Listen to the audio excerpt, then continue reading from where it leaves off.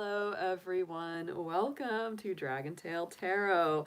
Today is Fire Dragon Friday. We are here to do love and romance readings for all 12 of our zodiac signs to get a little peek at what our relationship is like. Friday is a Venus ruled day, so this is always when the energies are extra good for looking at love, looking at romance, and all that kind of good stuff.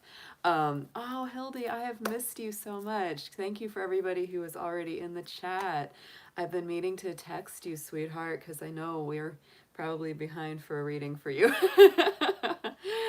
Ah, so welcome to Dragon Tail Tarot, everyone. If you are new to the channel, thank you so much for stopping by.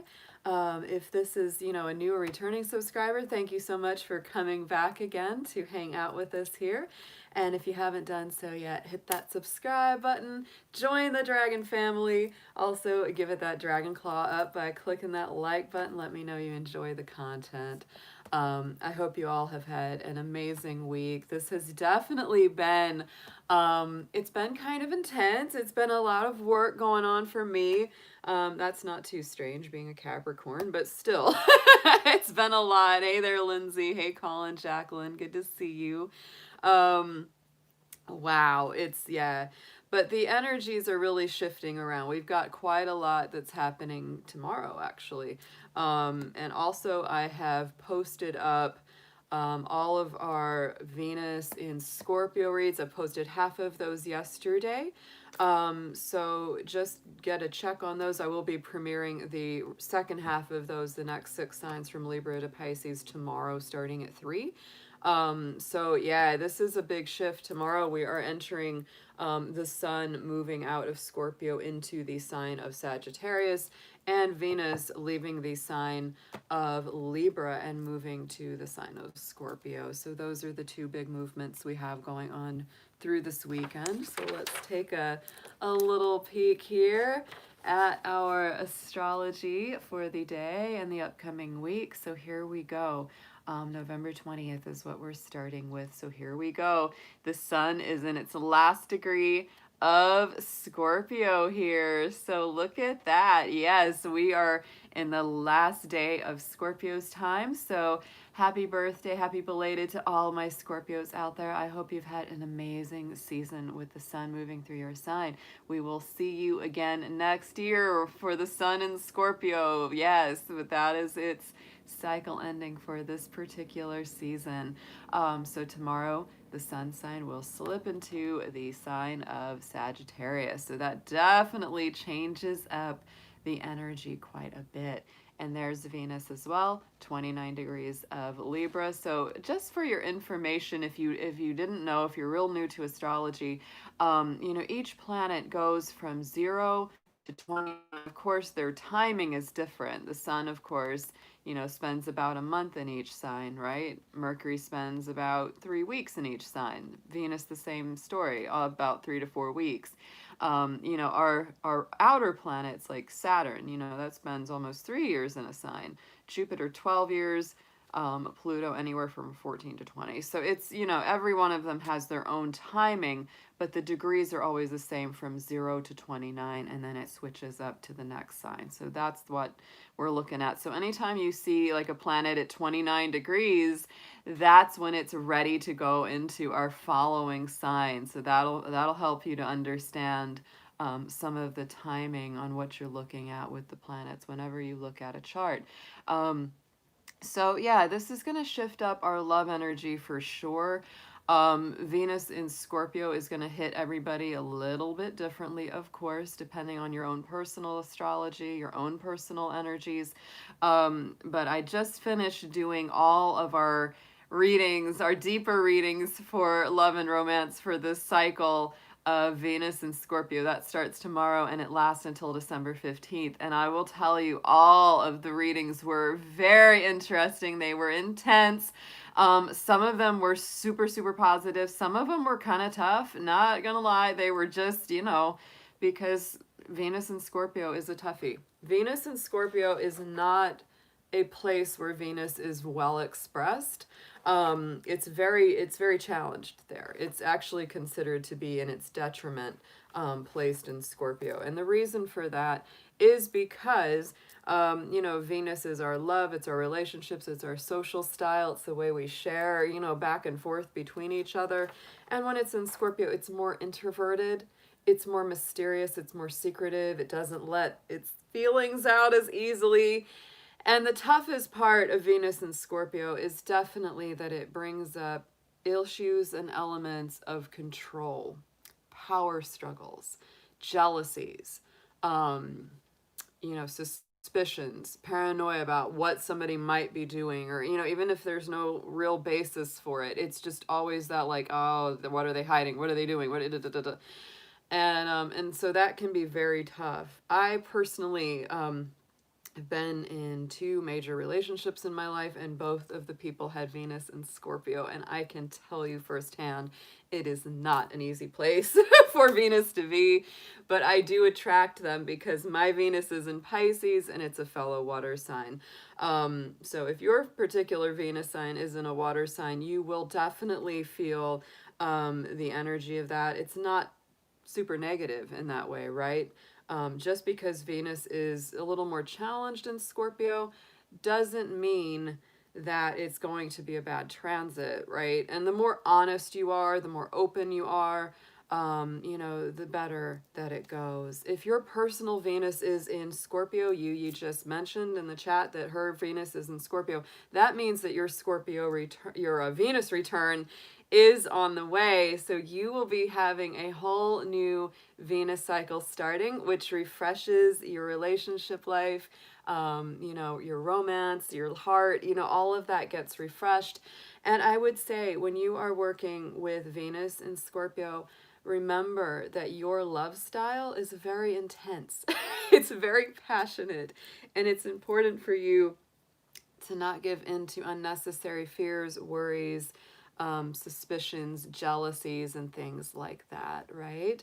So it's very important to just keep that in mind. For someone like Yui, who was born with Venus in Scorpio, that's what you should work on, because we all have planets that are in placements that are not always optimal. We all have that. My Capricorn moon is saying yeah. So that is very much, we all have situations like that where we have to work on, optimizing the positives of those placements rather than the negatives, and just understanding that when you have that, there are going to be challenges, there are going to be things that you will be working through. So today our moon sign is in Aquarius, so that definitely brings a independent, sparkly energy to our vibration today, definitely. So you will be feeling that today. Sometime tomorrow, the moon will be slipping into Pisces, and I would say that's going to give us a semi-sleepy weekend. Very dreamy. It's a good time to listen to music, relax in a sea salt bath, take time to daydream or night dream, because a Pisces moon is definitely go with the flow. It's a much more gentle, imaginative sort of energy. Great time to, if you're a musician or a writer or a painter, any kind of artist, to really put your artistic vibes out there. Very, very nice energy that week. So, yeah, it's not a bad week ahead, guys. It's not a bad week. We will start our week, getting into Monday, Tuesday, we'll be, shifting into the moon in Aries. So that'll definitely give us some wake up energy. I was gonna say, actually, yesterday when I was looking at my ephemeris, when I was looking at that, that the beginning of the week is supercharged. It's very positive because we will have a sun moon trine for the first couple days of the week, because we have those first degrees of Sagittarius trining those first degrees of the moon in Aries, both fellow fire signs. So get up, get going, get that fire moving, because this is going to be a big shift. Whenever we go from a feminine sign to a masculine sign, you feel the change, right? And vice versa. So moving from this feminine, deep, mysterious, intense, passionate, emotional sign of Scorpio into the very, very gregarious, jovial, joyful sign of Sagittarius. We will definitely be feeling that. Sagittarius is Jupiter ruled. It's all about expansion, planning big, dreams, big goals, looking at the big picture, and it definitely brings in the positivity. It brings our lucky vibe up, right? It brings our optimism up. I was joking with Jacqueline in text the other day that, during the sun sign, I said the sun in Sagittarius is like the jolly ghost of Christmas present, right? It's like partying and laughing it up and shopping and all this stuff. And I said, and then the winter solstice comes and the sun moves into Capricorn and the goat comes in and just says, all right, how do you want to pay for that? It's very serious, right? So I before Christmas, we're all like, the mood is really up, and then the sun moves into Capricorn and it's like womp womp. We're like, oh no, I spent so much money. That's what it is. Buy now, pay later. Oh yeah, Capricorn will make sure you pay later. That is for sure. With Capricorn, you do the crime, you do the time. It is just the way it goes. That's why Capricorn's always got to walk us straight and narrow, because if we don't do right, our ruling planet's going to come and give us a spiritual spanking. That is the truth. Truth. So, yeah, Sagittarians, oh my goodness, it is getting ready to be their season tomorrow. So very exciting. And definitely I will be premiering our rest of our Venus and Scorpio readings tomorrow. Aries through Virgo are already up, so if those resonate or correspond to any of your signs, guys, you can go ahead and watch those. And tomorrow, starting at 3 p.m. Eastern Time, I will be premiering starting with Libra and all the way through Pisces. So definitely come and join us in the chat for that. I love doing premieres because that way I can type with you guys. I can chat with you all. Yeah, these Venus and Scorpio reads are like, whew, they're hot. Yeah, they're hot.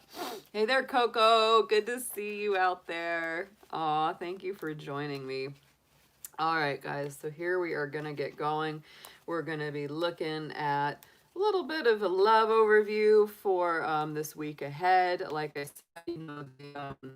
the pre-recorded videos that I'm premiering the rest of tomorrow, those are going to give you a lot more in-depth, messages, because they're a longer reading than I do, here on the Fire Dragon Fridays. So definitely check those out, to get a beat on what some of the stuff that's coming through for Venus in Scorpio, because wow. Yeah, I feel like, the Venus and Scorpio stuff, it brings up a lot of, hidden elements, anything that we've been burying emotionally. It's gonna come up, that has to be healed, because Scorpio is a very psychological sign. It's all about healing from the inside out. And so in order to do that, you really gotta dig it out. You gotta dig it out. Oh, thanks for posting that up, Jacqueline. Yes, if anyone wants to donate to the channel, it's always appreciated very much. And I have, the PayPal link that she just posted, or you can do the super chat through YouTube. So thank you so much to anyone who has ever donated to the channel. I appreciate all that you guys do and all the support that you give. It's truly awesome. And it does keep me going, because dragons need to eat and bunnies need to eat. Yes. And Sunday, hey there, David. Sunday, I think we will be getting together again to do Spirit Animal Sunday. We've done that the last 2 Sundays. It's been super, super fun, where we just, work with our energy of the spirit animal world, and we bring up messages from them for each sign, and it's really sweet and it's really fun. And I usually bring at least one of my bunnies into the live stream so that we can at least commune with the rabbit spirit, right? They're so sweet. Oh my goodness, they're so good. So yeah, Spirit Animal Sunday. We're gonna do it again. I think it's gonna be a regular thing. And usually I start those around like 8 p.m. Eastern time, because a lot of my followers, a lot of my subs on my channel are also followers of Ramblin' Mike's Tarot. And if you haven't checked him out and followed and subscribed to him, absolutely go do that. He's a great guy. And so he often does, he'll do either like his premieres or his Sunday Fun Day, which is a really fun day if you get to hang out with him. It's very cool. He's just a cool guy. I've done a reading for him, and he's a good friend to the Dragon Channel. So I don't want to overlap with him. So like usually as soon as he's done on Sunday, I start my live stream after. I'm the little after party for Ramblin' Mike. I'm the little after party where all the real crazy people come. The real party animals coming over coming on over here. So yes, that's kind of the way it works. Oh yeah, yeah, no, I mean Ramblin', he really just went above and beyond. I didn't even ask him to do that. It was so kind of him to go ahead and like he just shouted me out. Hey there, Light Seeker. Good to see you in the chat. I don't think I've seen you before, but welcome. Thank you so much for being here. But yeah, he was very sweet to do that because he has a lot of followers and he helped my numbers go up quite a bit. So that's always appreciated. So I'm gonna go ahead. I'm gonna get my get my sage and get my sweet over here. Get Mr. Draco, aka Sexy Rexy, over here. Get my dragon pals going. Hey Elizabeth O, good to see you. And quick note for everybody who has I've put off doing the contest for a few weeks. But anyone who has won a gemstone bracelet for me, one of these guys, I do have all your stuff wrapped, and the reason that I have not gotten those out yet is because our post office has been insane. They have also changed up the algorithm on USPS.com, and so now they used to let us do like just regular first class shipping, which is a lot less expensive, and now it's like they will not ship anything online without me paying for priority mail, which is more than double the cost. So as soon as I have time to get to the physical post office, I will be putting all those out.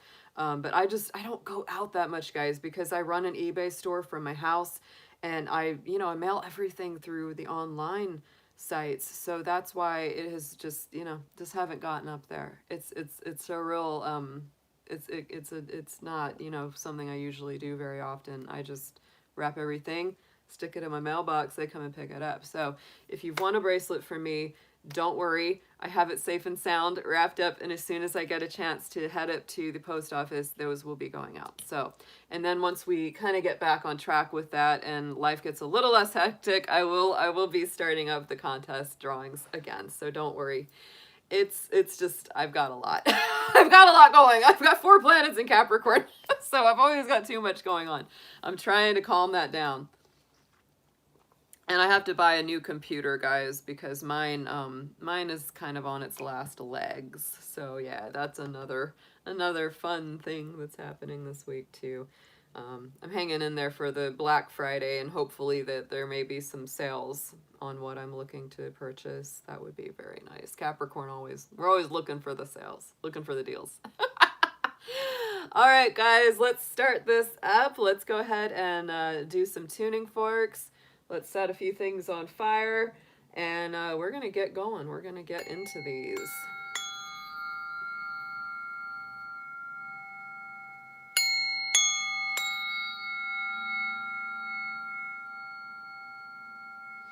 And these forks, for those who want to know, is the Sun, Venus, and the Earth. These are all planetary vibrations. I love to use the Sun. The Sun to me feels very solar plexus. The Venus, of course, is very much the heart chakra. And our Earth fork here, so good for grounding. Whew. Whew.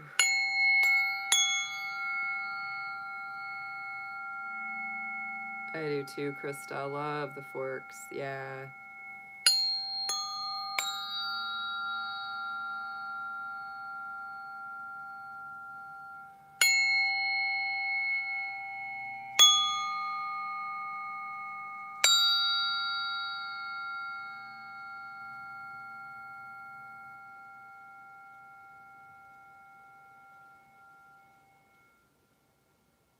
I always recommend, like, if you ever, you know, people who want to like actually get into sound therapy, which I do in person as well. It's really great, and especially like when you're actually with those fours, like the vibration of it is just, it's such a great feeling. It is. It's an incredible feeling. Let's see, where's my sweetgrass? Oh, there it went. Things travel, you know, things travel on you. So let's light the sweetgrass. Let's get some sage going too. Definitely. Ooh, yeah, that's going up real nice.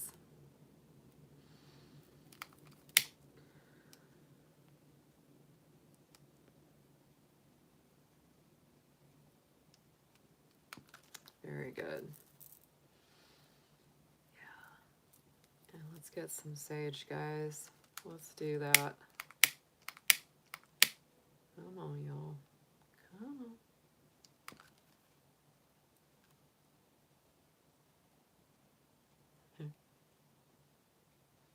A little sage for you guys out there. Oh yeah, Amber is our little fire starter. Absolutely. And get a little sage for me and for the dragon. And for the cards. Yeah, I've got a brand new deck of cards I'm breaking in today for you guys.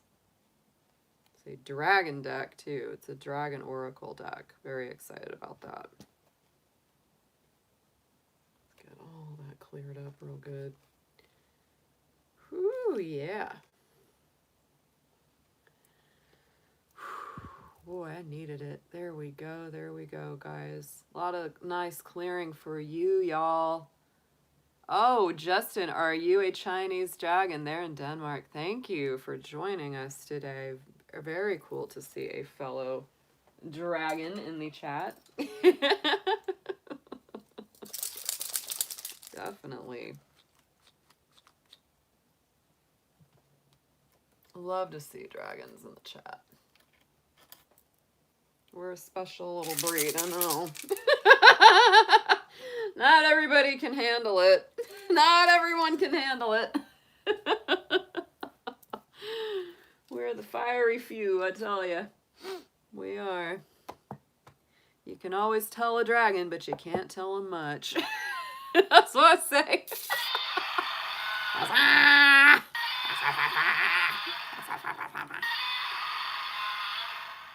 All right, let's get going, y'all. We're going to start out with our zodiac cards and choose our first sign who's coming out for us to read for today. Dear angels, guardians, beings of light, ancestors, past on loved ones, all of our spirit guides, ascended masters who watch over us and guide and protect us. Please protect and guide and guard everyone in the chat, those who will watch this stream in the future. Protect their energy, clear them out of any negative vibrations, any negative entities or spirits that may have attached.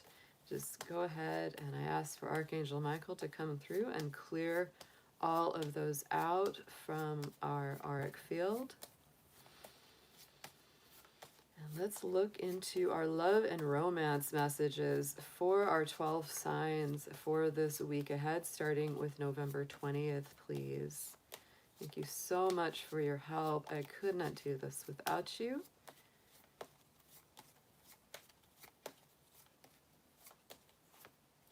The first sign is Aquarius. All right, Aquarius on the house. Yes, love my Aquarius folks.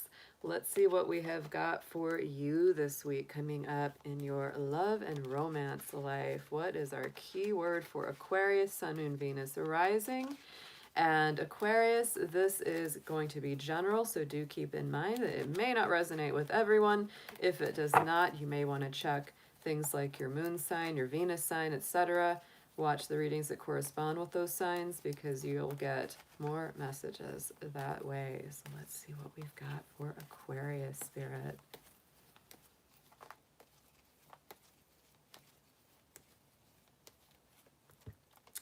Look at this, new beginnings. Check that out, new beginnings. So whether this is, you know, single, coupled, in separation, etc. This is all about something new starting, whether it's a re-energizing of a, current relationship, someone completely new coming in on the horizon. But to me, this gives you a fresh new start, fresh new lease on love. Very, very nice energy coming through. So let's see what we have got in your tarot today, Aquarius. Let's see what we're gonna find out on some deeper messages for you. I'm using the Angel Tarot today, clarifying with the Everyday Tarot for those who are interested in the decks I'm using.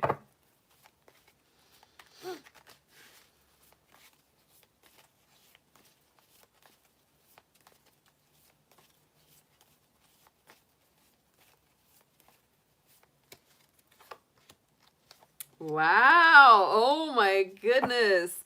Aquarius, what a powerful week. You're starting out with your own energy of the star, the angel of hope. So to me, this is really the hopes, the dreams, the aspirations that you are feeling that's going to the next level. This is beautiful. To me, this is you standing in your own power too, because that is your card. That is the Aquarius card of the Major Arcana. And to me, it's very much about focusing on, the hopes and dreams to be coming true. Or like you're really going to this next level. Aquarius, you are leveling up this week.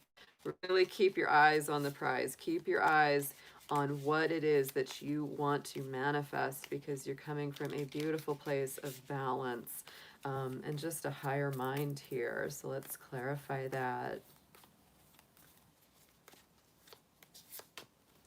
And the Eight of Swords. So Aquarius, to me, this says that you may have been struggling very strongly with a lot of worries, doubts, anxieties, etc. So this to me is about freeing yourself. The star card, this angel of hope, to me, this is also about personal freedom and liberation. That's a huge element and theme for Aquarius. So Eight of Swords to me says you're stepping out of feeling trapped, feeling stuck in your mind, feeling limited by self-doubt. So it's really about freeing yourself and getting back to that high vibration place, which this is very much what you're doing this week. Oh my goodness. And when it relates to your love life, that's what you're doing. Instead of worrying excessively, instead of panicking or having a lot of fear or doubt, it's like you're saying, no, I'm going to choose the higher mind. And you may be struggling between the two a little bit. So right in the center, we have the Chariot. Ooh, this is Cancer energy, the angel of guidance. I love the Chariot. This is, we've got the dark pony and the light pony. We've got the two going in unison with each other. This is our feminine, masculine, the yin and the yang, the balance. And we do, of course, have Venus in Scorpio starting this week. And to me, Scorpio to me is a very black and white sign, right? It's very like it has those two intensities. And so what you're really looking to do with the Chariot is balance those two intense emotions so that they guide you forward and you can guide your emotions in a very positive, direct way. The Chariot is also, to me, a card of travel and movement. So this could be, somebody that has a long distance relationship going on. Many times the Chariot in a love reading comes up when there's some kind of distance to bridge. You're thinking about traveling to them. They're thinking about traveling to you. Knowledge and awareness. The Aquarius read actually that I did for Venus and Scorpio last night was amazing. It was so good. So definitely, as soon as those are posted tomorrow, Aquarius, definitely watch those because the messages were amazing for you. They really were. Whoever you're involved with loves you a lot. That is the truth. Oh my goodness. So here we go. Wheel of Fortune. Yes, absolutely. As Sagittarius season gets in swing, you do come into a much stronger positivity because that is a positive alignment for you.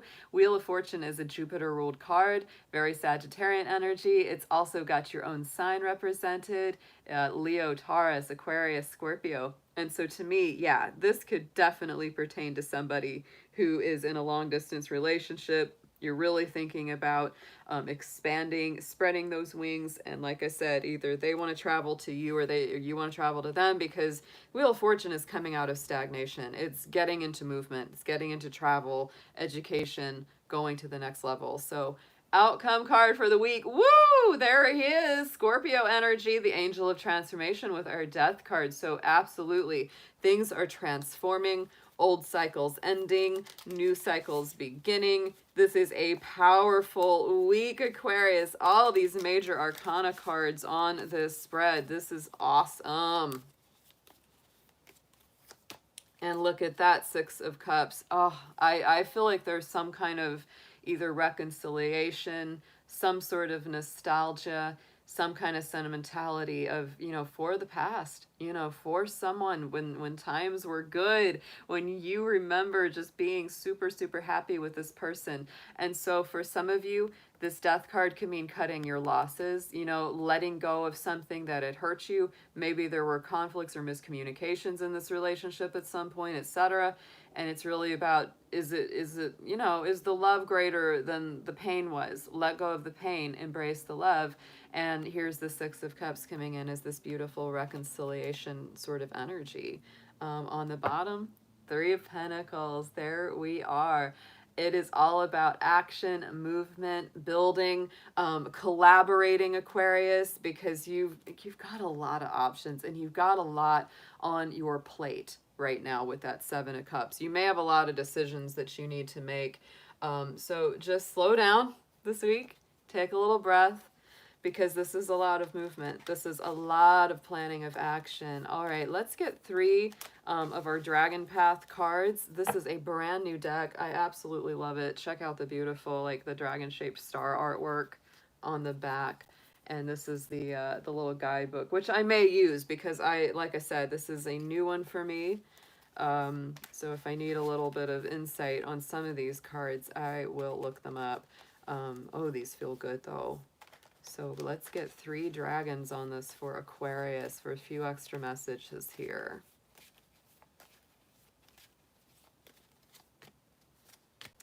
Wow. Ooh!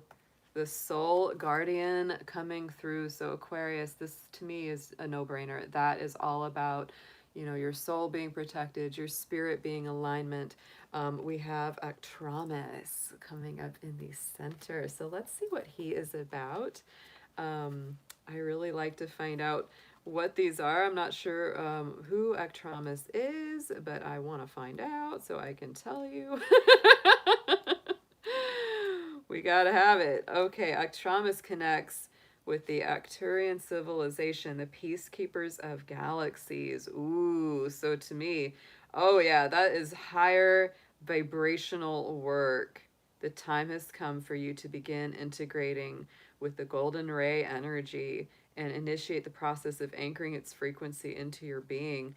It's shifting the old layers of the 3D energy and releasing it naturally. Holding a clearer vibration allows us to view the world without judgment, to be at ease with ourselves, and let go of negativity. Wow. So to me, that really corresponds nicely with the death card, because there are things that you are letting go of, stepping into this light body instead of the heavier, more earthbound worries, fears, doubts, etc. That is awesome. And so we also have the message of serene and serenity. So Aquarius, to me, it's like you really start this week out a little bit with battling between your higher mind and the worried mind. And you really, to me, this just shows that you're going to step through that portal and you're going to have that more serene, tranquil existence by week's end. That is so nice. So let's get one last affirmation on this for you.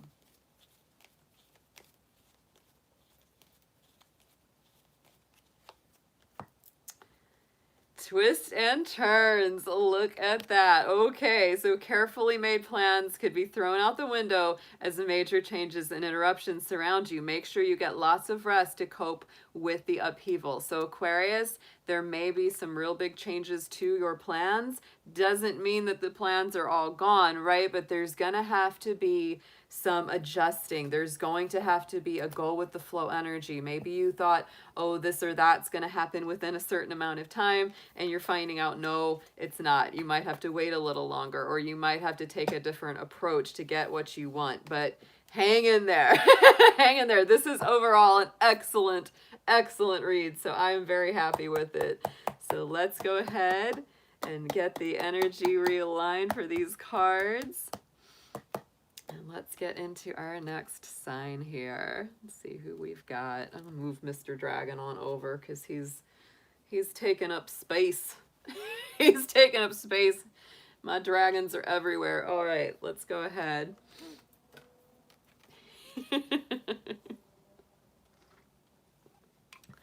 All right, let's see who comes up. Hey there, Tiffany. Good to see you in the chat.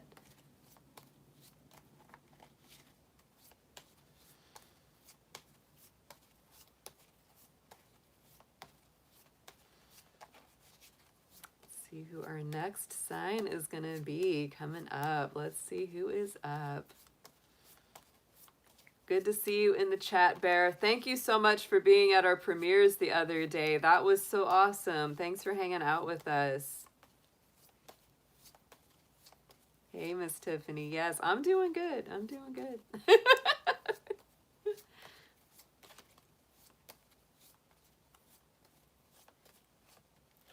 Cancer coming up. There we go. Oh yeah. Hey Bear, there's you, the crab. I said crabulous people. Yes, there we are. Cancer in the house. Cancer, I tell you, we're shifting into an interesting time for you because we've got, you know, Venus moving into Scorpio. That is a fellow water sign. Even though Venus and Scorpio can be a little tough for the Cancer people, the Pisces people, it's gonna feel pretty nice. It's not too bad. It's not too bad. So let's get a keyword, please, Spirit, for Cancer, Sun, Moon, Venus, rising. And Cancer, please just remember these are general messages. If it doesn't resonate with you, check the rest of your personal natal chart. You will get more information by knowing things, especially like your moon sign. For Cancer, the moon sign is very important. Things like that are a really big deal to you. So let's see what we have got for Cancer, please, Spirit.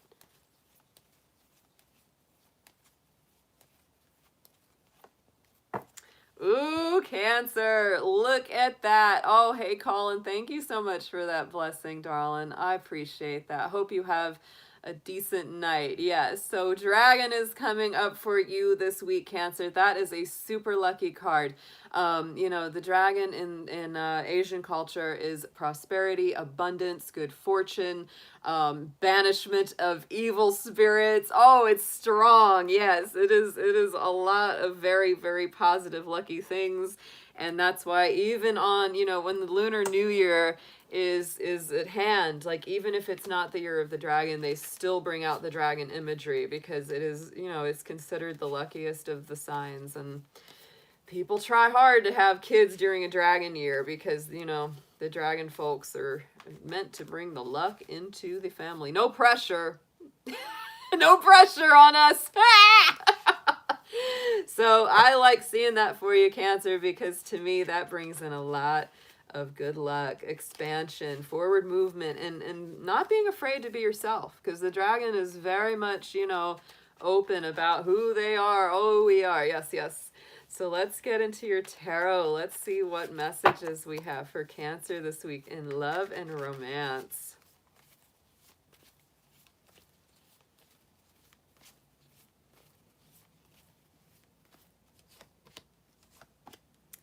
Okay, we have got some interesting stuff. So we start out with our Two of Swords. Cancer, that is about decision making. Libra energy, choosing between two sides, two different paths. It's time to take the blinders off if you have been avoiding making this choice, because decisions are on the horizon this week. So let's get a clarifier on this. With the Hierophant, so to me, it is a decision about what to commit to, who to dedicate yourself to, what spiritual path to dedicate to. This may be even choosing, should I go ahead and take this relationship to the next level? Should I commit to this person? Should we get engaged? Should we get married? Should we do this, that, right? That's kind of maybe some choices you're making this week around your relationships. Right in the center, we do have the Magician, the Angel of Magic. So to me, This is all about creating a new reality. This is very much the intellect. This is Mercury energy, Virgo, Gemini energy. So you are thinking a lot about, what do I want to create? What kind of reality do I want to live in? Because I'm taking all of my gifts, all of my talents, my spirit, my heart, my intellect, my fire, my enthusiasm, and my emotions. What shall I create? That's the alchemist energy here. Two of Cups. Wow. Okay, Cancer. So if you've got a soulmate twin flame type connection in your life, you're really thinking about, what do I want? What do I want? Where do I want to take this? And if you are a single Cancer and this person is still not there, you're thinking about, well, what's the best way to create the doorways that will open to bring this through, right? It's like, what makes me feel attracted to my own energy and to my own self, and creating that reality, because then you just open the door so much stronger for that kind of soulmate love to come in. There we have our Six of Swords and our outcome. So resolution, balance, leaving behind the difficult, troubled waters for the still, peaceful, tranquil times ahead. To me, that's a very strong ending to this week's cycle, because to me, you start out with some indecision about what direction to take or what to dedicate to, but by the week's end, you've kind of made up your mind. You're like, yeah, I know where I want to go now. I know where I want to be, and you want to leave behind the conflicts. You want to leave behind arguments, miscommunications, things that caused a lot of drama, chaos, etc. It may mean leaving behind people and situations that have, just been really disruptive. So this is you, to me, at the week's end. It's like you're really choosing peace. You're really choosing stability, tranquility. Very nice. Yeah, there it is. Five of Wands. It's like there's the conflict, there's the sparks, there's the challenges. To me, that's very much what you're leaving behind. You're really done. It's like you are so done of drama, mental intrigues, gossip, all of that stuff. You don't want it in your life anymore. So there's definitely some things that you're ready to let go of. Oh yeah, Queen of Swords. There she is. Oh my goodness. So yeah, independence. But to me, it's about really bringing things back into balance. And our Queen of Swords, she's cutting all the drama out. She is done with that. If anybody is playing around in her court, messing around, she's like, you're out of here. You're out of here. Yes. And Page of Swords. So brand new thought, brand new ideas. And to me, yet again, Page of Swords can sometimes be that little spy card, right? And so you don't want that kind of energy around you anymore, Cancer. You're ready to kick that on out the door. Let's get some Dragon Path cards on this spread. This is great, Cancer. I like it. I like this energy for you.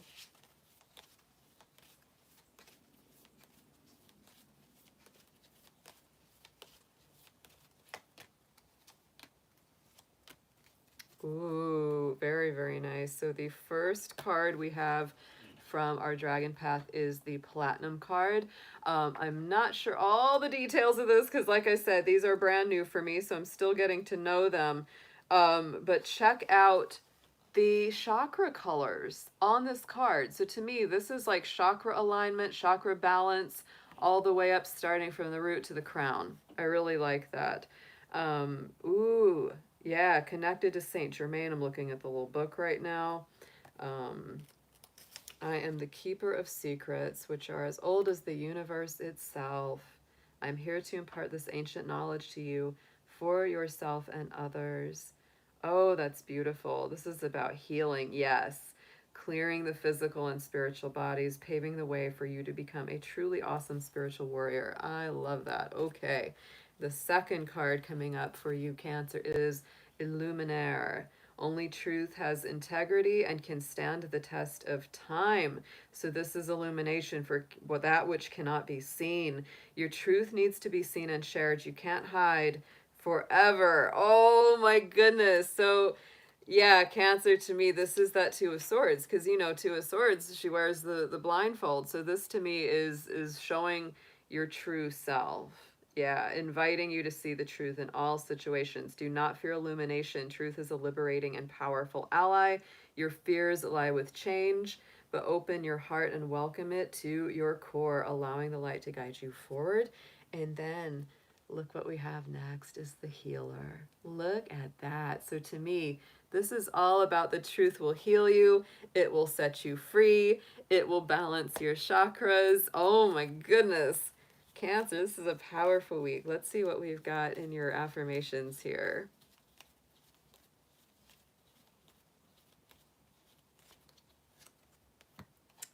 Surprise!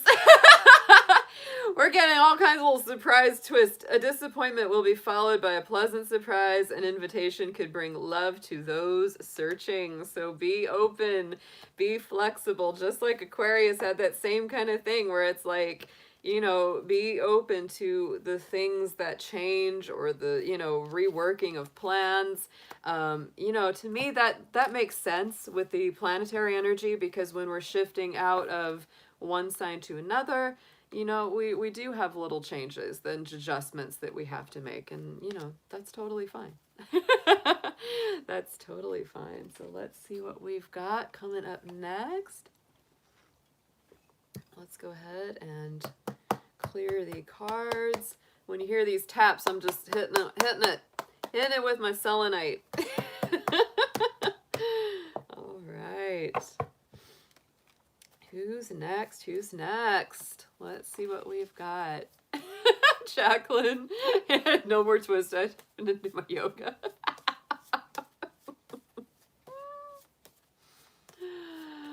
All right. Let's see who is next in the house. Good to see you. I'm so glad Amber's here tonight because we've been missing you, Amber.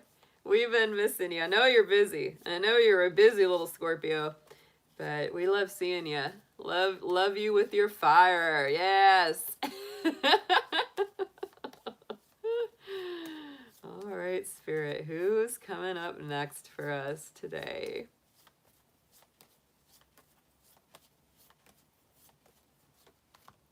Virgo in the house. Woo, our Virgos.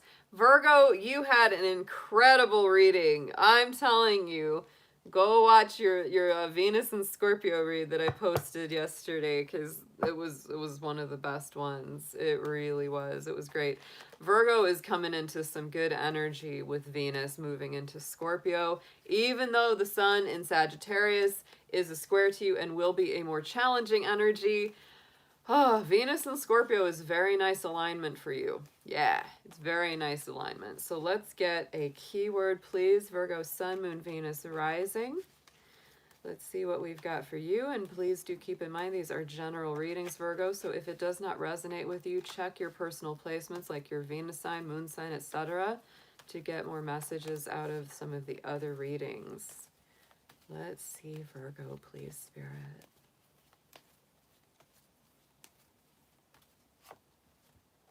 New beginnings card came up. Look at that, just like with Aquarius. So to me, yet again, new lease on life, new lease on love.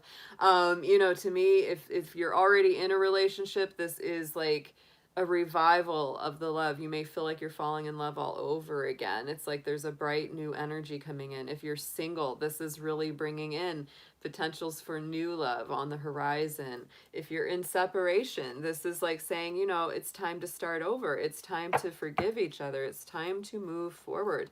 Very, very nice card. So let's see what we have got in your tarot, Virgo. Let's see what we have for your love life this week.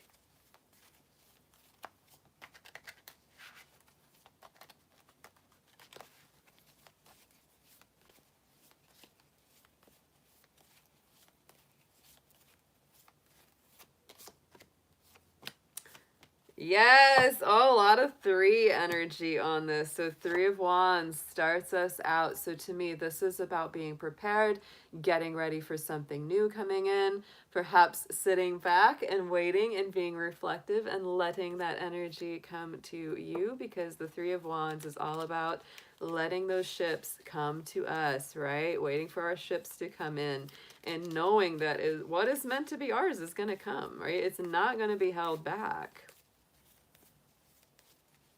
So get ready, Virgo. You're a great, you know how to prepare. Look at that. Yes. And what's coming in is a lot of transformation energy.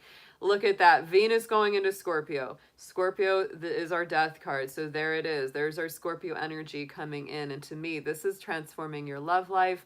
This is making changes that maybe you have been waiting on for quite some time and you've been more than ready for it. So to me, that is a very powerful transformation. In the center, we have our Devil card. This is our Capricorn energy, and it is the Angel of Freedom in this deck. So to me, this is breaking the bonds, breaking the chains, setting yourself free from old limitations and bondage, Virgo. So definitely going to the next level and thinking about, you know, letting go of anything that hasn't made you happy, anything that hasn't let you live your life to the fullest and to the maximum. It's time to break free of that, because that is really what that energy is about. Nine of Wands. Yes. Oh my goodness. So Virgo, I would say, yeah, you've definitely had a busy time. You've been through the ringer. You've been through the battle. You have a little bit of that wounded warrior energy around this card with that Nine of Wands. You could keep fighting, but you really don't want to be fighting. You don't want to be in this struggle any longer. You may feel a little defensive, but I feel like with that Angel of Freedom, it's like that's part of what you're letting go, is that old defensive energy, that old feeling of like, oh, I've got to really be on guard because I don't want somebody to hurt me. Outcome card is our Three of Pentacles. So to me, this is action. It's building. It's a collaborative effort. The Three of Pentacles in the traditional deck is always the three people working together to build that new spiritual center, that new place of sanctuary. So Virgo, this is all about you creating a better place of peace and harmony for yourself and taking action towards that purpose. This is a beautiful week ahead.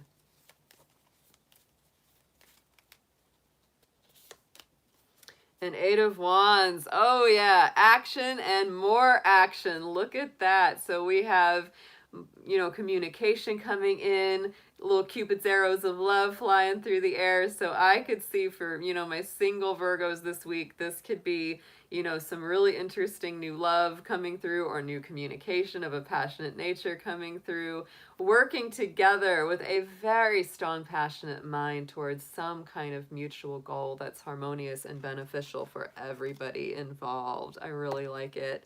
Oh, we have the Star card. So look at that. Angel of Hope. Dreams and wishes coming true, going to the next level, ascending to new planes and places. Ooh, and we end where we start, the Three of Wands. Three of Wands came out as our first card, and it's coming out as the last. So to me, yes, Virgo, don't be in a place of struggle. Don't be in a place of struggle. Whatever action you take, let it flow very naturally, because I do feel with that Three of Wands coming out twice, what's really meant to be yours is going to arrive, right? It's going to arrive. And a lot of transformation is taking place, a lot of breaking through the old chains, liberation of yourself, because, you know, the Devil card is the actual breaking the chains, and the Star is the setting yourself free. So it's really nice, really nice. Let's get three of our Dragon Path cards on this read for Virgo, please.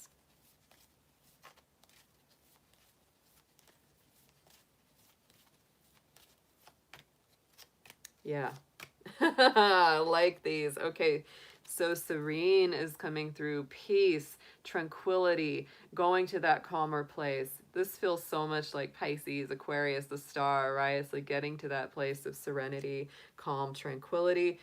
We have Morduin coming out, so I'm going to check what this one brings through, because like I said, this is a new deck for me. I'm still acclimating to. This looks very, very cool though, with the Kabbalah tree there. Mordwin is an awesome character, hugely powerful and all-encompassing. He will open doors, put people or situations in your path which all lead to you living your divine purpose. It is his responsibility to guide you to fulfill the contract you made in spirit. Let's see, turn the page.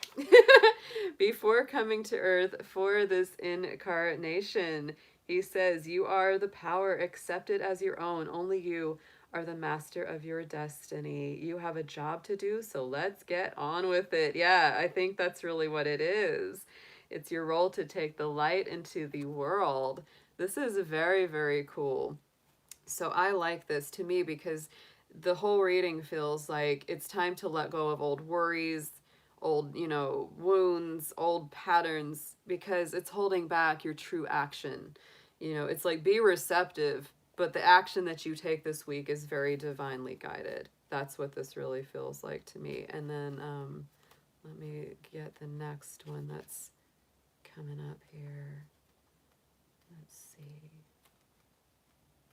These are so beautiful. I am really loving this deck already. Yeah. It's like there's different dragons for each. So the third one that came out for you, Virgo, is the Aveberry Matriarch. I will guide you to discover the best way you can heal. This dragon comes in with the strength and power to delve deep into our ancestral past and bring healing. She usually follows the matriarchal line back through the passage of time. So yeah, to me, this is a deep feminine level healing. It's like the divine feminine is really coming through to be healed, no matter how you align yourself, Virgo. It's really nice. Let's get a affirmation for you on this.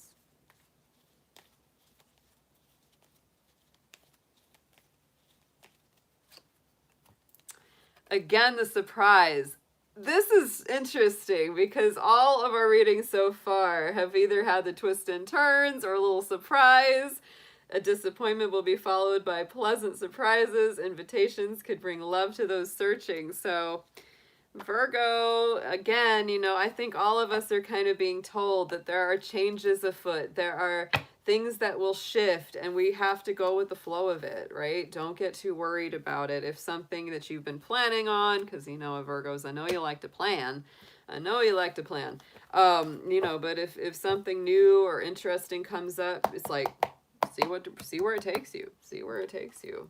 Not bad, not bad. We have that card of New Beginnings came up twice too. So, it's like, to me, there's just a fresh new energy coming in.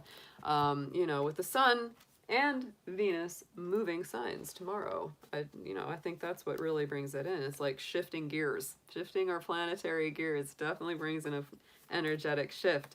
So let's see who's coming up next, y'all. Let's see who is going to be in the house. Get some water here. I'm very excited. I ordered a Sagittarius teacup to use during my during Sagittarius season. I'm very excited about it. So let's see what's our next sign, Spirit. Oh my goodness.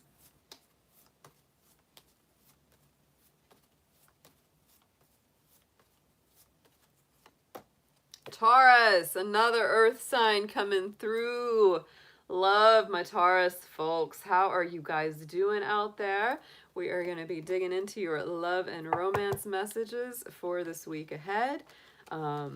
This will be for Taurus, Sun, Moon, Venus, Rising. And do keep in mind, these are general messages. So if they don't resonate with you, Taurus, please do check the other placements in the rest of your personal chart. You will get more information by knowing things like your moon sign, your Venus sign. You can watch the readings that are associated with those placements.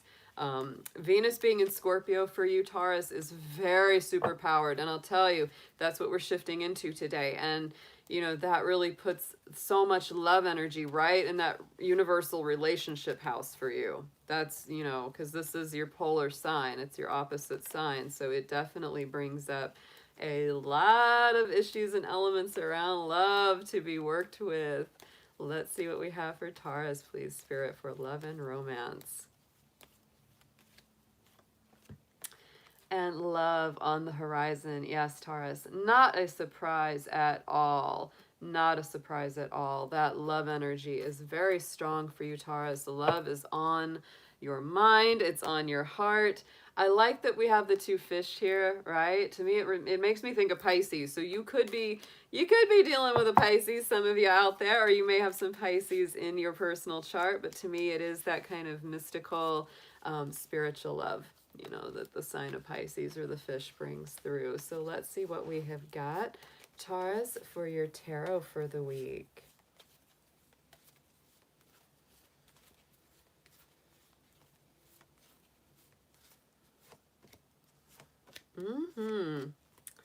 Wow, okay, very nice. So, Two of Swords is coming up, starting your week out. So, this is uncertainty, decisions that need to be made. It is Libra energy. So, you may feel like you have to make some very distinct decisions. There could be two or more paths being presented. Could be something you've been procrastinating about for a while, Taurus, but you need to go ahead and face it and deal with it and clear the air, clear the way, make those choices that will help you go to the next level. And the Hermit, yeah, you might want to do just a little soul searching, or maybe you have done some soul searching about this decision, because we do have that Hermit card, seeking for the higher truth, seeking for what's truly right for him, what resonates with him. And this is you very much looking for what resonates with you. It is also about a personal path of healing, because it is Virgo energy that comes in with that Hermit card. In the center, we have our Emperor card, our Angel of Wisdom. So to me, this is Aries energy. It is the warrior. It is the fighter. It is the person who has been through the battle. You know that you can get through this. And to me, it's stepping into your power, taking charge of a situation, Taurus, not being afraid, embracing your personal courage, your personal strength. Using the wisdom that you have accumulated through your life to make the best decisions for yourself. It definitely is action too. It's all about having a plan of action.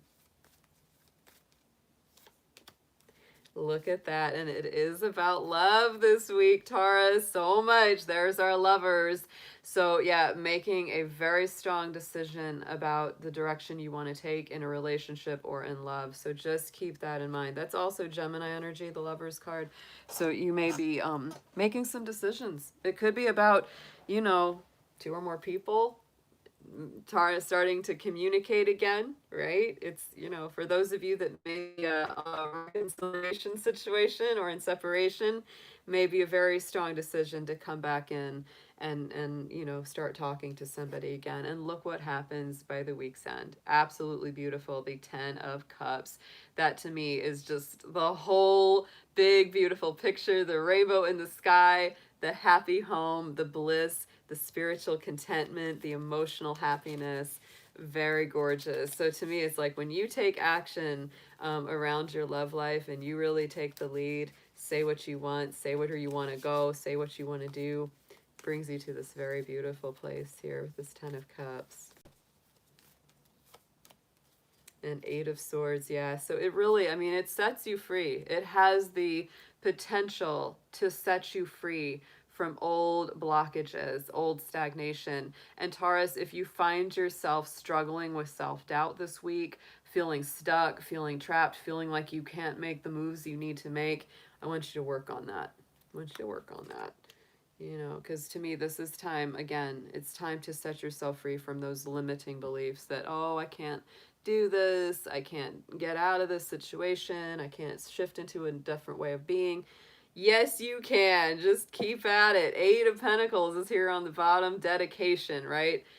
Work at this one day at a time and you will be amazed at what happens. You're coming out of this energy, right? Sitting there waiting for all this timing to be right, or the right little piece, to come in because you feel like you're not enough, or you feel like you just don't have what it takes. But it's time to get up. It's time to recognize that you do have more than enough understanding, lots of wisdom, lots of victories in your past. So it's this self-empowerment around your love life this week, Taurus. Let's see what we have got in our dragon cards for you. Let's see. We got 3 dragons for Taurus, please.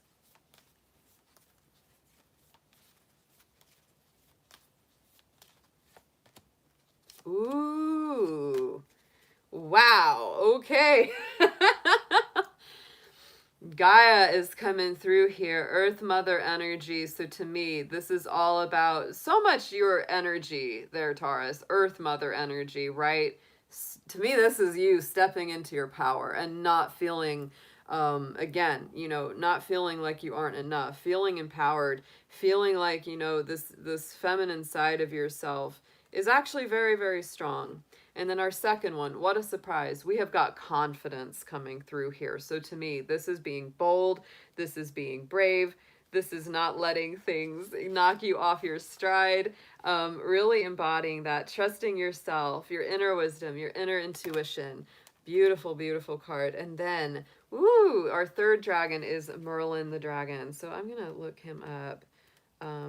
These are new cards to me, so I'm looking at some of the meanings in the books around these. Let's see what we've got. Dig a little deeper. I'm always about digging a little deeper, guys. There we are.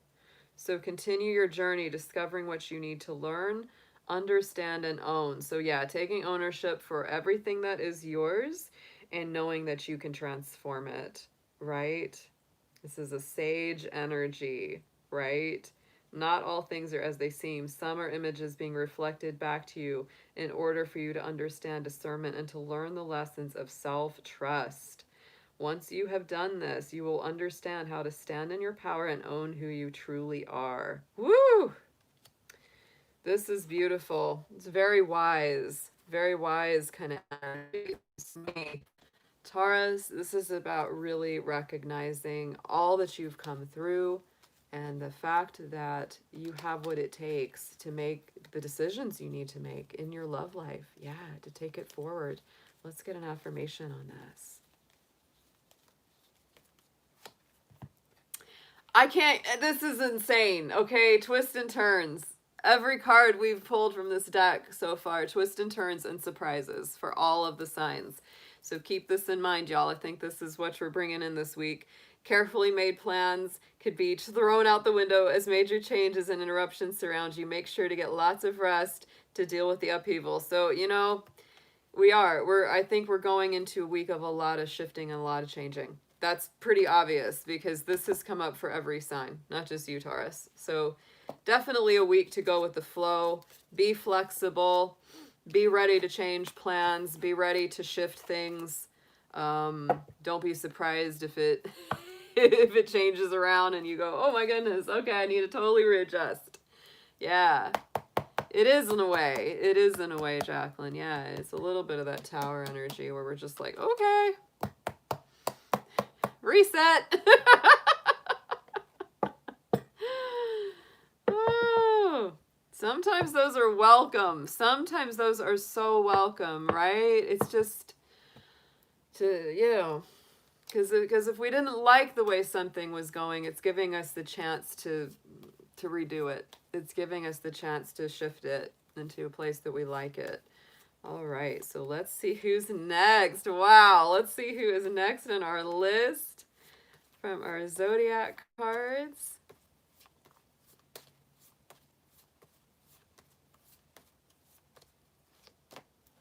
Pisces. Ooh, our spiritual Pisces folks. Let's see there. Oh my goodness, Pisces. Pisces, Sun, Moon, Venus, rising. Let's see what we've got for you coming through this week in love and romance. Pisces, just remember these are general messages. So if it doesn't resonate with you, please do check the placements of things like your Venus, Moon, rising. You can watch the readings that go along with those. So let's get a keyword card for our Pisces out there. And Venus is moving into Scorpio tomorrow, Pisces. So to me, that starts a very positive alignment to your own personal energy.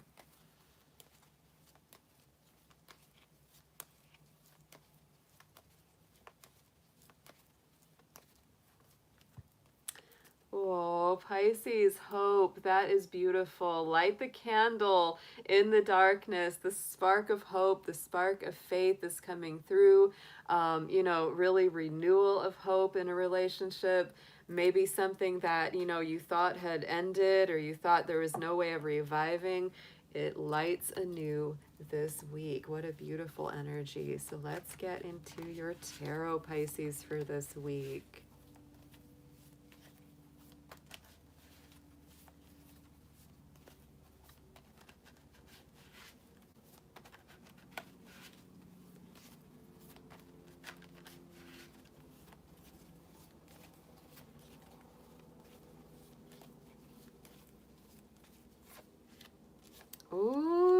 Pisces. Wow. Oh my goodness.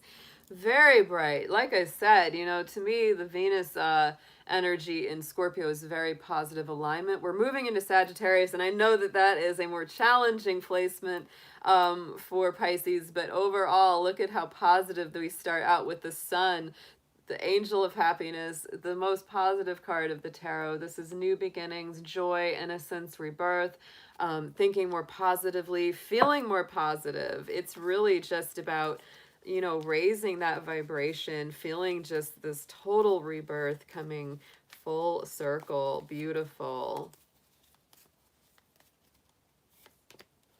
And the high priestess. So we have the sun and the moon here. You know, the high priestess is our lunar rulership, and to me she is spiritual, she is deep, she is you know, has that understanding of what's going on below the surface. So it's like the conscious mind, the subconscious mind, the divine masculine, the divine feminine, very much being in balance here. So it's like you feel very positive, like in the depths of your soul, like you are feeling that warm, radiant goodness all the way down to the core of your spirit. In the center, we have the Knight of Wands, taking action, moving forward. Knight of Wands is our Sagittarius energy. So that, you know, like I said, the sun is moving into Sag. To me, sometimes this can be somebody new charging in or somebody old charging in, and you have to make that decision about whether or not to let them in. But for me, the way that this progression of this read goes, I feel like more that this is a week for taking bold action. This is coming out of some kind of stagnation, a very strong rebirth, very strong rebirthing kind of energy. It's very fiery, it's very warm, it's a very bright feeling. It's like it's time to get moving, time to be going and doing. Look at that. Knight of Wands with King of Wands. Yes, going and getting what you want, taking leadership, taking initiative. Pisces, you might be feeling like you're waking up from sleep. That's what I get. That's what I really get. And you know, your ruling planet Neptune is coming out of retrograde on the 28th. So that's coming. This energy may last longer than just this week for you because of that. And look at this. 8 of Wands on top of this. So again, action, communication, passionate forward movement, taking that journey, taking that next step. Wow. This is a powerful, very solar energy kind of week ahead. Very active, really embracing that divine masculine, that strong leadership energy, Pisces. You're like, I'm going forward. I'm making the moves. I'm taking the steps I need to take. Wow.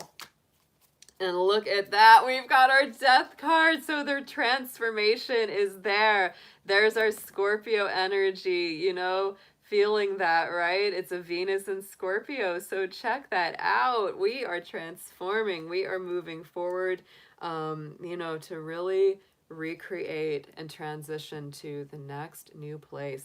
Queen of Swords. Yes, because I do feel that, Pisces. You're cutting things out that have not been right, that have been unfair, that have been unjust, that have been throwing off, you know, your personal equilibrium. That's to me very much what the Queen of Swords is about.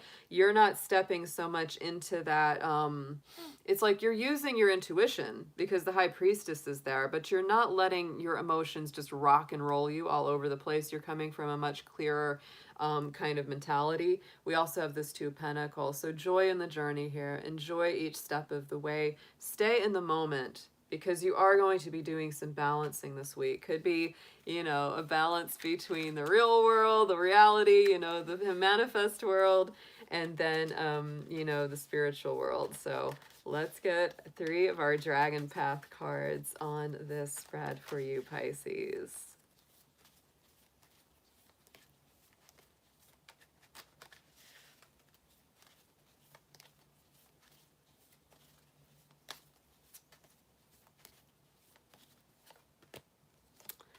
Wow. Okay. I like this a lot.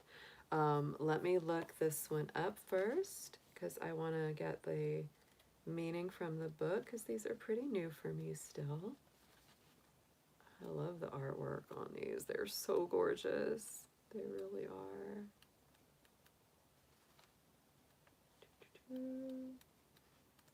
are. All right, Pisces. Ooh, Ooh, Orbron. This is beautiful. Look at that. We had such a fiery reading, and to me this is a fiery electric kind of feeling around this dragon.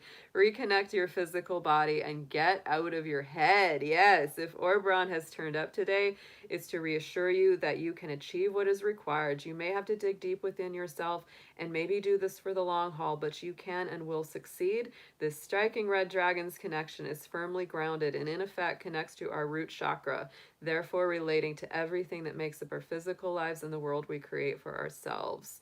Nothing in this world you call home is insurmountable. Nothing is too big to deal with. Get your feet back on the ground and anchor yourself into your physical reality.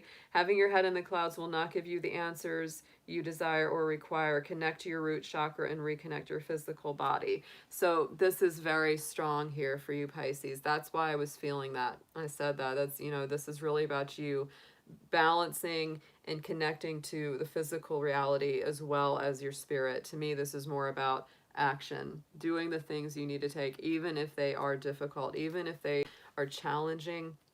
It's really saying it's time to get moving. I mean, this is very much the energy of this whole reading. So right in the center, let's see, I'm just going to look these up piece by piece because I love them. So we have the divine feminine. Look at that right in the center, which is a beautiful balance to me to all of the very strong masculine energy coming through, because there's a lot of that divine masculine of leadership, a lot of fire coming through, but the divine feminine is here as well. Because in the result of embracing your leadership and embracing that divine masculine, you are going to help balance the divine feminine, whether that's within yourself, within your love interest, etc. That is absolutely beautiful. And our last card, which to me feels so in line with you, Pisces, is Delphin. Look at this. Delphin dragon is the etheric counterpoint to whales and dolphins, right? The record keepers. The dolphins are spiritual ancestors carrying the blueprint of our spiritual existence on earth. Wow, this wise old dragon of the deep carries the same knowledge and understanding within the depths of his being. Ooh, it's time to heal. It's time to swim through those oceans that allow you to be healed, Pisces. Oh, what is your purpose on earth? That is so beautiful for you. Let's get a affirmation for you, Pisces.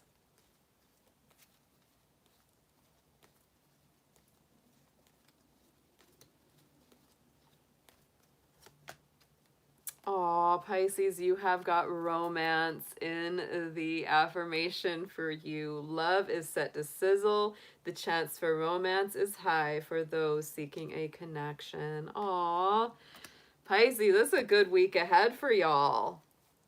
I really like that. Oh, it's beautiful. But definitely a week of taking action. It's not time to procrastinate. It's not time to sit back and wait for things to happen. It's time to get your little fishy tail moving. It's time to get swimming, Pisces. It's time to go where you want to go, do what you want to do, pursue the things that you want very strongly. I love it. All right. So let's get these cleared real quick. I'm so sniffly today. The air has been very dry, very cold, so my eyes have been watery. Nose has been watery. The way it is. All right, let's see what we have got for our next sign coming up, y'all.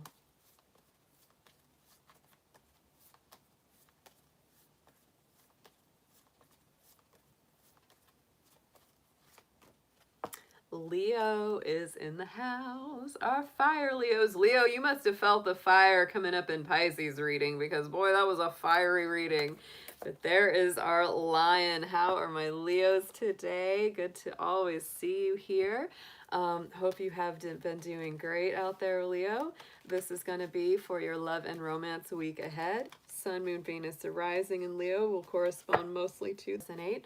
Check the placements in the rest of your personal natal chart to get more messages out of these readings.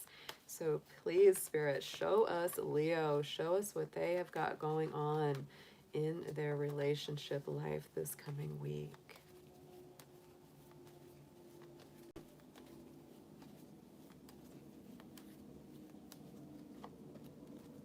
Okay, Leo, this doesn't surprise me. Challenges on the horizon this week. Venus is moving into Scorpio. Scorpio is a square to your sign. So this to me is not surprising that you might face a little more challenge, a little bit more of an uphill climb, some things that have to be worked through, some extra friction, etc. So let's look at your tarot. Let's get some messages around how to handle this.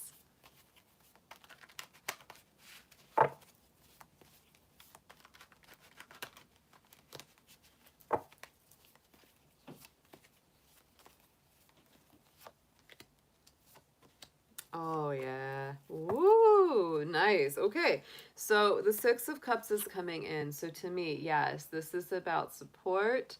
This is about, care, love, energy being given back and forth in return. So to me, it's time to have that sort of heart to heart talk. This could be reconciliations. This could be people coming in from the past, really either saying they're sorry, vice versa. That could be part of the challenge because you're really having those memories, or they're having those memories about you, or about you having them about them. And this could be something where, for those of you that are in separation, you're really strongly considering reconnecting or having those discussions that bring you back together. So let's clarify the Six of Cups here for you, Leo. Knight of Pentacles. Oh, so this, to me, it's a very solid kind of energy. It's like this isn't something that's just frivolous or, oh, let me just call them up. No, it's something that's been on your mind. And it's like if you pick this back up or they pick it back up, they really want it for the long haul. You want it for the long haul. You wouldn't just get into it if you didn't feel that there was, the potential for it to have a good outcome. And right in the center, we've got the Lovers card. So angels of commitment, right? This is all about those conversations in love, communication in love, Gemini energy on this card, right? So Leo, to me, it could be a challenging week because some of these discussions, some of these things, might be difficult to talk about, but it feels like it's really healing. It feels like it's really for the best. Like it's going to be, a good thing in the outcome. It really does. So let's see what we got. We got the Temperance. Yeah, we're stepping into Sagittarius time. So that is very positive for you. It is about balancing. It could be about closure, heart healing for some of you, realizing that the tough times that you've gone through together have actually made you stronger individually and together. It's a nice energy. It really is. It's a very like equal and opposite kind of feeling because it's Sag and Gemini energy and the Lovers and Temperance.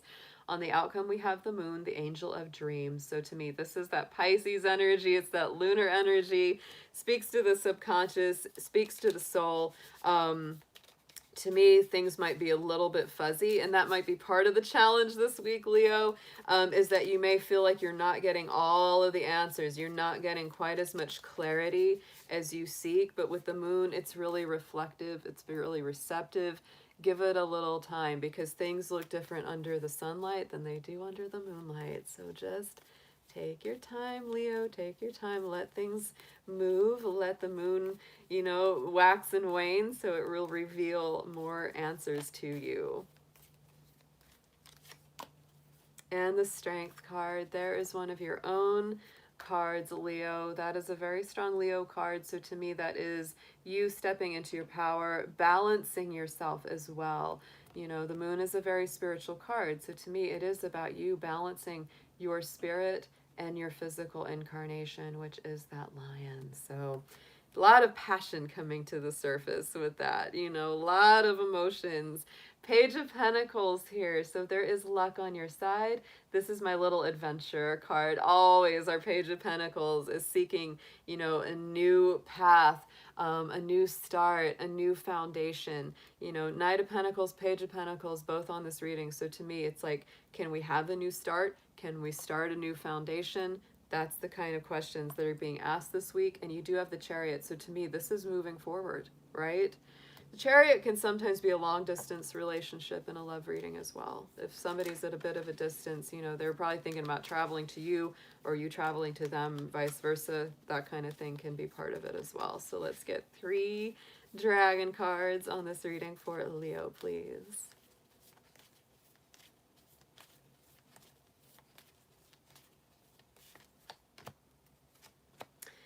Yeah, that makes perfect sense. I mean, the Father Time card is coming up here, so there is timing at work here, Leo.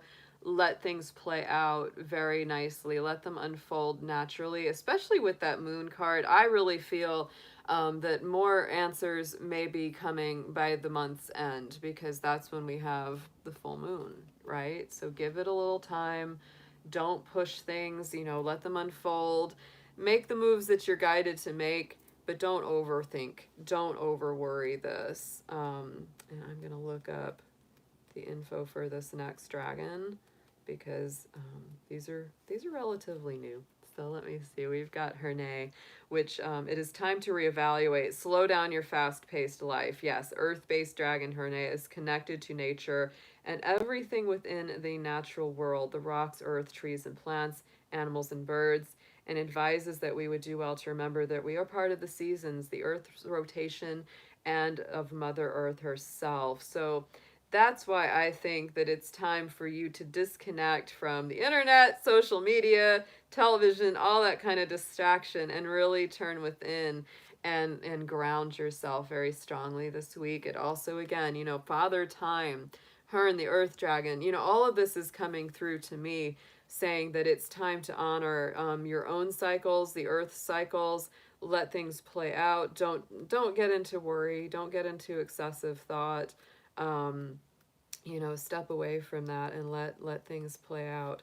So at the end we have the card of Spirit.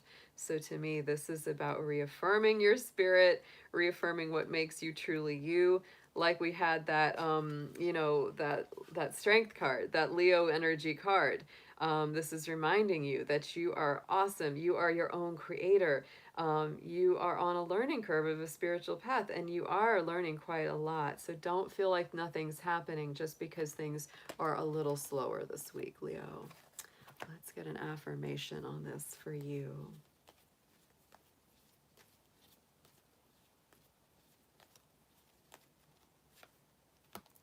Yes, wisdom. That makes so much sense on top of this. To focus on the past is to lose the future. Heed advice from older, wiser people, which will allow you to move on. So if you do have a mentor, if you have someone in your life that always gives good advice, that is someone you want to connect with this week, Leo. But overall, yeah, it's like you're stepping into a stronger state of wisdom. And even though this week may have its share of challenges, I feel like you're really rising to the occasion and you're learning quite a lot from it as well. All right. That was beautiful. Let's get these cards cleared.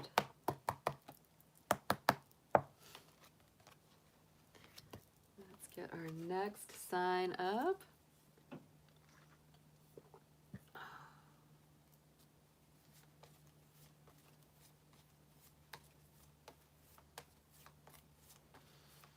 All right, Spirit, who is next on our list coming up to be read for?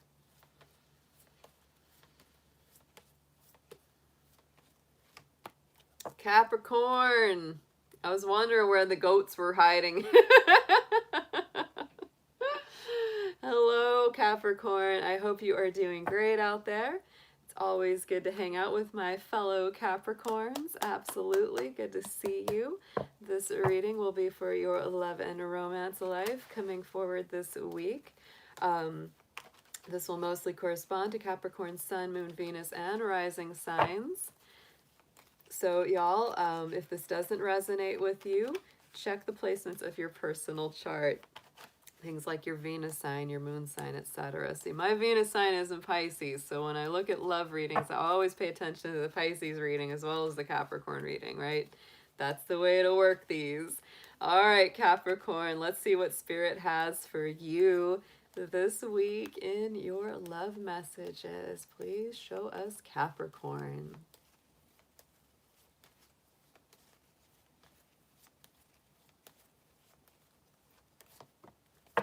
Ooh, Karma, Capricorn. This is a great card for you because to me, Saturn, your ruling planet, is all about karma. Capricorn many times more than most signs understands that equal give and take, right? We said it earlier, you do the crime, you do the time. Very, very interesting. Oh my goodness. So Capricorn, this is a week where anything good that you've put out there is coming back to you. Likewise, anything negative you've put out there is coming back to you too. So if you have been acting from a place of integrity and, you know, higher consciousness, you don't have a darn thing to worry about. Likewise, you may see some people that haven't treated you so well in the past start to get their karma, or you may hear about, you know, something starting to circle back to them. Woo, Capricorn, what a week. What a week. We hardly ever get that karma card. Hardly ever get that karma card. So let's see what we've got in the tarot for you this week, Capricorn.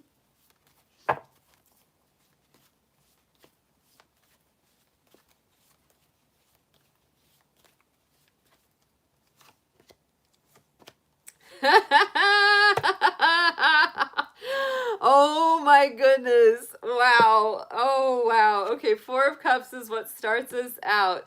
Indifference, being sick of an old cycle, procrastinating, having waited on someone forever and they're just not coming through, or something has not worked out and you are just like, you're fed up. It's like, I'm going to get up from out under this darn tree. I'm going to go take off. I'm going to do my thing.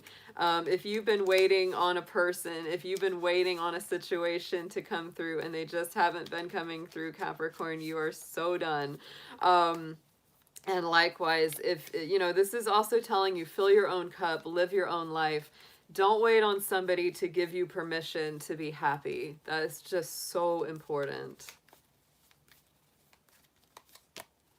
Look at that, the star. So Capricorn, I feel that you are letting go of anything that you've been holding back, anything that you've been, you know, just sitting there living at the minimum around. And look at that, going to the star energy. There's Aquarius energy, going to the next step, leveling up, really following your hopes, wishes, and dreams, going in the direction of that. That is self-freedom, self-liberation. So anything that hasn't been working out for you, you're like, I'm done. I'm going to a higher level. Queen of Pentacles right in the center. To me, that is our Capricorn queen. It really, really is. And look, she's got her bunny. So that's me. Me and my bunny. Yeah, but it is. This is about comfort, stability, prosperity, abundance, creating your own wealth. To me, yeah, this is the Capricorn queen. I mean, she is rock and roll. She is amazing. She is all, you know, she is the catch, man. She's like everything that you want in a person, whether they're feminine or masculine, doesn't matter. You know, the Queen of Pentacles is a little bit of a minor arcana Empress energy too, because it is a little bit of that Earth Mother. Very soft. That's me and my bunny.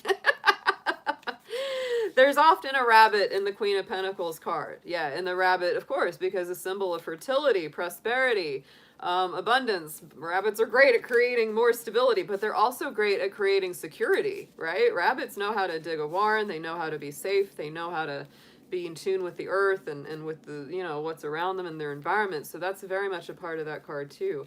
But to me, that is Capricorn very much stepping into your power. This is a super powered week, and you are seeing these karmic cycles coming full circle very, very strongly around you. Yeah. I think a lot of this is, you know, over the next however long, the next, you know, 3-4 weeks, because Saturn is leaving Capricorn on December 17th. And so I would say that, you know, we're really in the home stretch for Capricorn to be seeing a lot of these karmic cycles tying up. It's just very powerful. I totally feel it. I mean, my moon and sun are at 29 and 28 degrees of Capricorn, and I've got Saturn sitting right on top of them, and I'm like, oh yeah. It's like crystallization, manifestation coming in very strongly. Look at this. We got King of Swords along with the Queen of Pentacles. Very strong Aquarius energy in this reading, Capricorn, for you. You may be involved with an Aquarius, very possibly here, because there is such strong Aquarian energy from the star and this King of Swords. To me, you know, King and Queen, this is a kind of divine counterpart. Interesting too, because Saturn is leaving Capricorn and going into Aquarius. So it really, I mean, we're leveling up to this next stage of life. And to me, it's sort of like this balance. I always joke that I'm a Capricornus because I'm right on the cusp of Capricorn Aquarius. So this reading feels strong to me personally. And it feels very strong. Because to me, it's about having the groundedness and the stability, you know, and the centeredness, but also the freedom, the liberation. You're making choices, Capricorn, this week that really affect your future, you know, and you're making them, of course, from that very common sense, practical, grounded center. Look at what we have as our outcome, is our Devil card, the Angel of Freedom. And Capricorn, you are the Devil card. This is your card in the major arcana. So to me, you know, any of the negativity that you might normally associate with the devil, it kind of falls away when it's for your own reading, because to me, this is your personal power. This is a week of personal power. King of Swords, the Star, Queen of Pentacles, Angel of Freedom. It's breaking the old chains, liberating yourself, right? Because you have the devil and then it goes to the Star. This is amazing. This is a beautiful read. Capricorn, your reading for Venus in Scorpio was very strong. That's going to be premiering tomorrow. Definitely give that a watch, because it was an awesome reading. It really, really was. It was one of the nicest ones I've done for Capricorn in a while. And look at that. What are you setting yourself free to go do, Capricorn? It's Four of Wands. It's twin flame soulmate, happy home, love energy coming through, synchronicities, setting yourself up in a place that makes you feel very happy, very stable, very abundant. Five of Cups on the bottom. You know, you had that Four of Cups. Here's this five that goes along with it. Letting go of sadness, letting go of loss, disappointment, grief. Knight of Pentacles. Yes, getting on that horse, Capricorn. You got a plan. Goats always got a plan. Goats like a plan. They love to plan. So Capricorn, don't you worry. I think whatever you encounter this week, whether it's challenging, whether it's karmic, I feel like you're really leveling up. It's like one cycle's closing, another is opening. You're letting go of a lot of the old burdens, a lot of the old chains that normally would have held you back. Going to the next level, continuing that cycle. Knight of Pentacles. Yeah, great chance of success. Great chance of crossing that finish line in the future. This, I feel, has a lot more ramifications than just this week. It goes far beyond this week. So let's get 3 of our Dragon Path cards.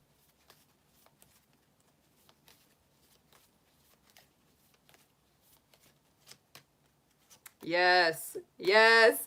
Oh my goodness. I don't even need to look in the little guidebook for these.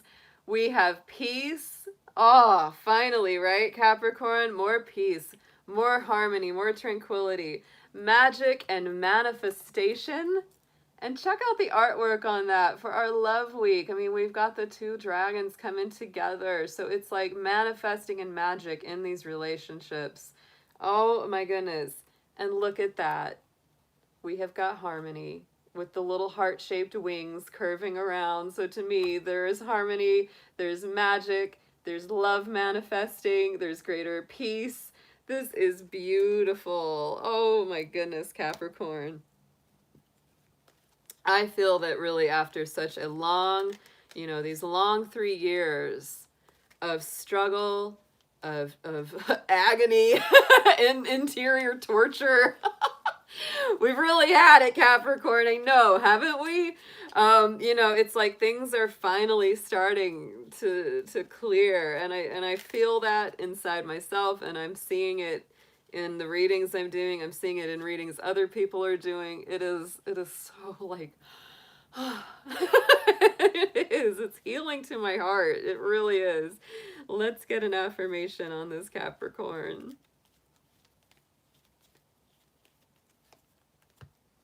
Intuition. Yes, let your intuition guide you. Trust your intuition. It's a great time to learn a new skill, change careers, or invest money. Capricorn, that's your card.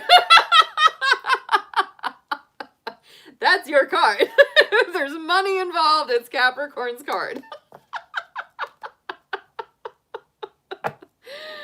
Goats love to do stuff, but boy, they like to make that coin. I tell you, it's I totally plead guilty to that. We do, we do. Oh my goodness. This was freaking awesome. I feel like tickled by this reading. I really do. This was a good one. Oh. Hey Krista, thanks for the cash. Thanks for that goat cash there. Oh, it definitely gets put to good use. You know goats don't waste their money. You know we don't. It's going to good use. It's either feeding me or the bunnies or buying more cards to play with y'all on the channel. My old boss is just last year's. Yeah, Mary, I hear you. Oh, absolutely. No, it's been a trip. It's been a trip. And Capricorn, here's the beautiful thing about this. We're not going to be going through it for another 30 years. By then, 30 years, I'll be too old to care anymore. I'm just like,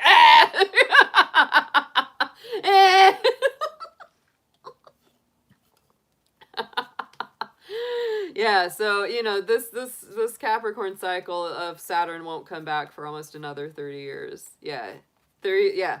The last 3 years have been brutal. I absolutely hear you, GD. Yeah, it has been. And a big reason that especially this last year has been rough is because, Saturn was conjunct Pluto. And Pluto is, Scorpio energy. So it's all about death and rebirth and transformations and our old foundations just being shaken to the core. It's some very old karmic cycles. If you get into the historical astrology, woo! Yeah, Mary. So, Libras. Yeah, anybody that's a cardinal sign, Aries, Cancer, Libra, Capricorn, they're the ones that have felt it the strongest. Yeah. Yeah. Yeah. Yeah. Yeah. Some of it has sucked and some of it has been, it's sort of like it's one of those things where, it's like a lot of that energy is so grueling and so tough, but it's for a purpose. Like it's never without purpose. That's the thing you can be assured of with Capricorn energy. It's never without some sort of purpose. So look for the lessons as it passes us by. Yeah. Yeah. Oh yeah. All right, guys, let's get into our next sign. Wow, this was a woo. These I swear, the more I do these, the more intense they get. Yeah, exactly. A lot of growth, just very difficult. Yeah. The nice thing about Saturn and Capricorn energy is that it leaves us with true lessons, true lasting values. It doesn't just take it leaves us with good things. Yes, it does. So let's get our next sign. Let's see who is coming through, y'all.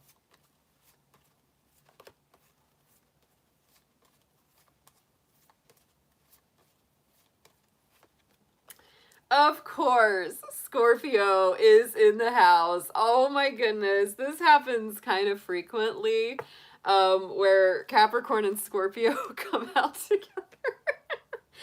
I always joke about Jacqueline. Oh, thank you for that blessing, Bear. You are such a sweetheart. I appreciate you so much. But me and Jacqueline, we always joke about that because she's a Scorpio, so we hang out, and I'm like, yeah, goats and scorpions, they hanging out. And even our ruling planets, this year have been hanging out, which is part of why things have been so tough for the Earthlings. I always joke, Saturn and Pluto, gloom and doom. That's it. Scorpio says they're gonna burn it to the ground, and Capricorn says you had it coming. Destruction and karma. It's, things got to be cleared. Things got to be cleared before they can be better. So Scorpio, how are you, my darlings? Venus is moving into your sign tomorrow. The sun is completing its cycle in your sign today. So there's a lot of shifting for Scorpio going on. Love, charm, charisma, magnetism are going to be very, very high for you until December 15th. So, really good powered placement for love and relationships with Scorpio coming their way. And y'all have completed a very challenging cycle. Venus has moved through your 12th house universally this last cycle with Libra being there. And so, yeah, a lot of tough stuff in love, a lot of difficulty, many times things being detoxed, things being cleansed.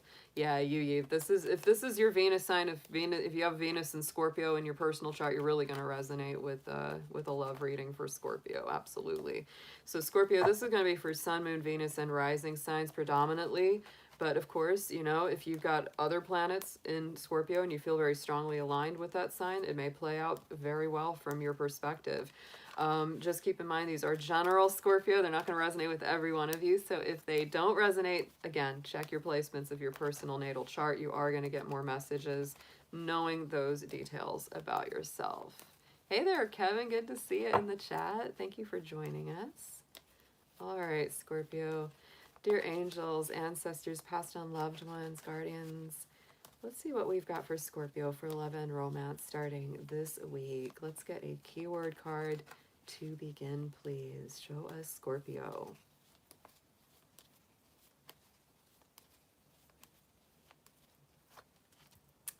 Look at that, new beginnings. We've had a lot of signs coming up with this new beginnings card. So Scorpio, like I said, this last cycle of Venus and Libra has been very challenging for you guys. So I do feel that, you know, new beginnings in love are on the horizon, whether it's something that you're trying to reconcile, whether it's someone or something that you have recently let go of. This is really saying that the energy is returning to you this week. Very, very nice to see that. Oh, I love that. So let's get some tarot on this for you, Scorpio. Let's see what kind of messages are coming through for you.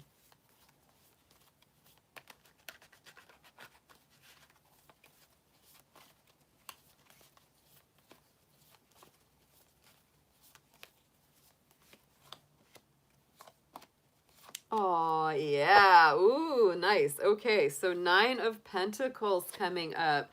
Very, very strong energy. I think a lot of my Scorpios are really, really feeling the power of their own energy. To me, the 9 of Pentacles is often a kind of single and loving it card. So a lot of my single Scorpios are just like, yeah, I don't need someone if they're just going to mess with my life. I'm feeling very good about things, right? I mean, that's really a solid card. It's about comfort, stability, creates that energy of being a good business person, really handling your money well, handling your resources well, laying a solid foundation for yourself, and having a lot of foresight. It's a beautiful card. Let's see what we have got in our clarifiers for that.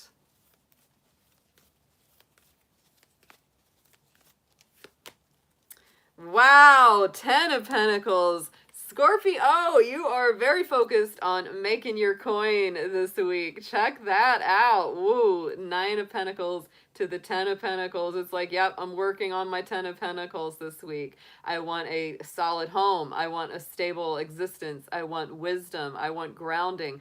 I want loyalty. I want all of those powerful elements coming through in my life.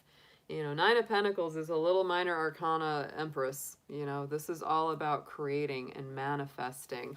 Right in the center, we've got our strength card. So to me, there is that angel of courage, really embracing your strong heart this week, really coming into that strength. You know, to me, the strength is always, you know, the woman is the symbol of spirit, calming down the lion, which is the symbol of our physical manifestation, right? The life that we live and all those intense emotions. This is a Leo energy card, so that might be an important sign to you.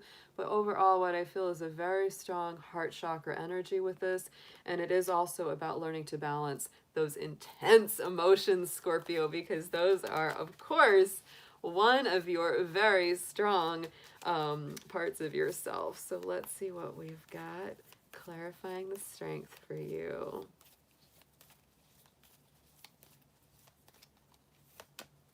We have got the High Priestess, so to me, yes. I mean, this is really, again, being very intimately connected to your own energy.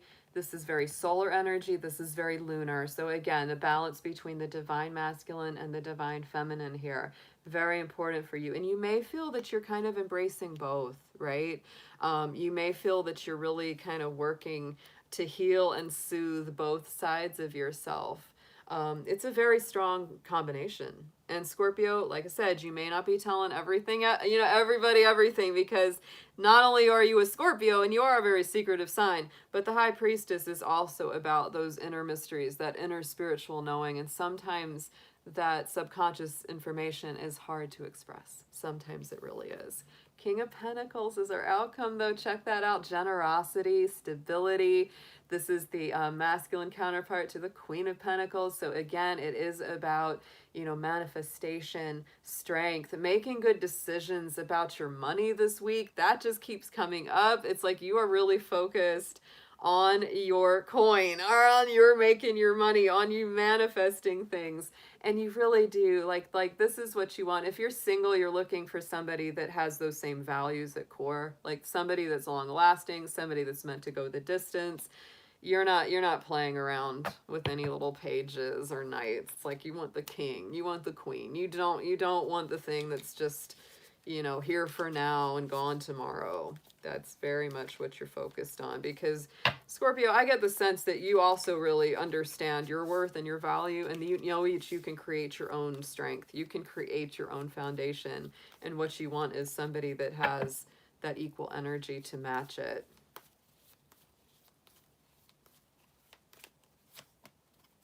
Yeah, Five of Wands, and you know that there's might be a little bit of some tussle energy here. The sparks are flying, right? You could be in an argument with a Taurus, Capricorn, Virgo, that's that King of Pentacles energy. You could be in a little bit of a tussle with them.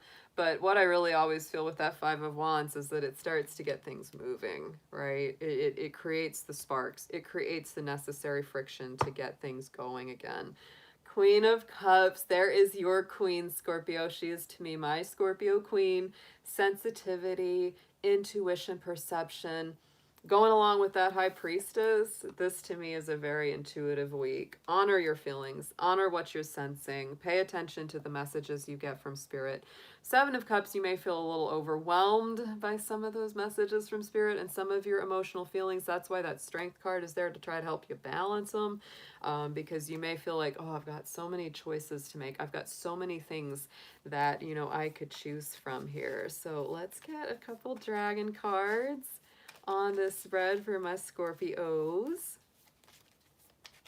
Very strong week. Very strong week. 9, 10, and King of Pentacles, guys. Build that empire, Scorpio. Build that empire. I'm telling you. And if you got someone in your life to do that with, it's time to integrate them into that. I mean, it's like, let's join forces.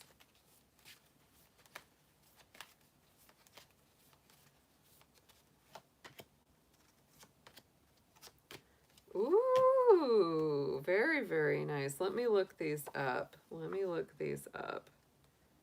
They're so pretty. I love these. Let's see. Where is this crystal dragon? Crystal dragon. There you are.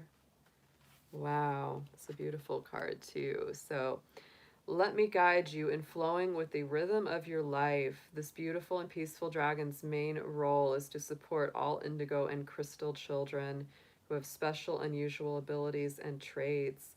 Wow. She is in fact named after the crystal children. Wow. So if you happen to be an indigo or crystal child, you are really going to be feeling this one.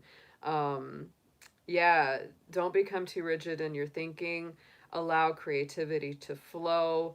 Really understand that you may not learn and express in the exact same way as others. That's beautiful. That's truly beautiful. And the next dragon card we have for you, Scorpio, is the Illuminaire. So to me, this is about illumination.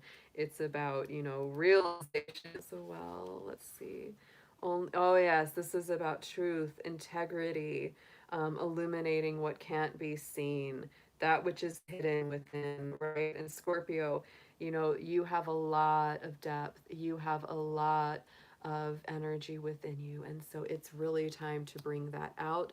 It's time to acknowledge how you feel, what you sense. It's, oh, beautiful. I like it. And so let's get the message for this last dragon here of emergence. Look at that. This is all about the rebirth, breaking through that egg.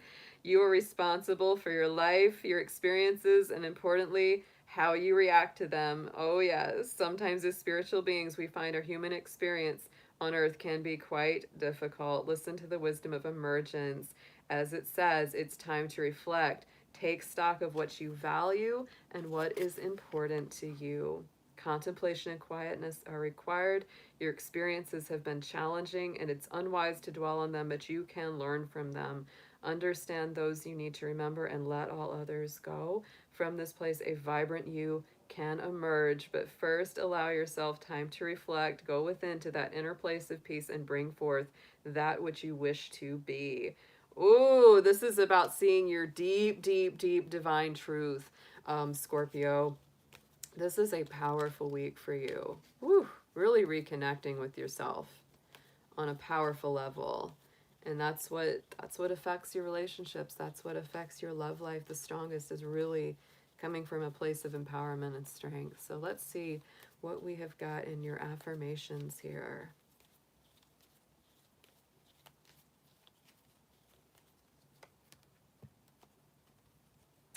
Oh, look at that. Reinvent yourself. A transformation is taking place. Enjoy a new lease on life. Oh my God, Scorpio.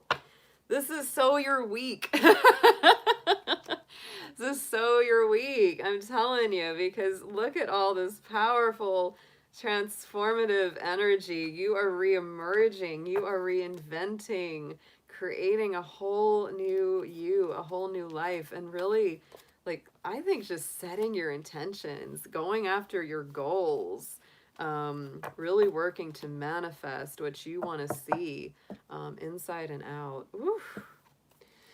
These reads are strong, y'all. These are strong today. They've been strong all week. They've been strong all week. This has been like, I've kind of been blown away by a lot of the messages coming through. So we're gonna burn a little sweetgrass here in honor of my Scorpios.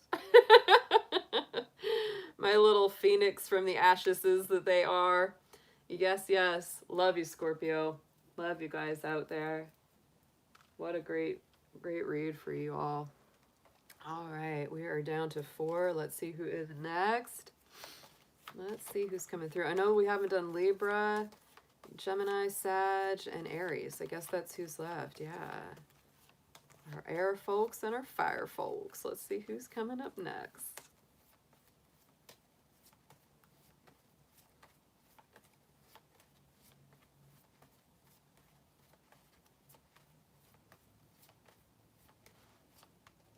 Sagittarius, following right behind Scorpio, and yay, happy birthday to all my Sagittarians. We are going into your season tomorrow. We are starting the sun's movement through the sign of the Archer, starting tomorrow at the same time that Venus goes into Scorpio. So very interesting shift up of energy.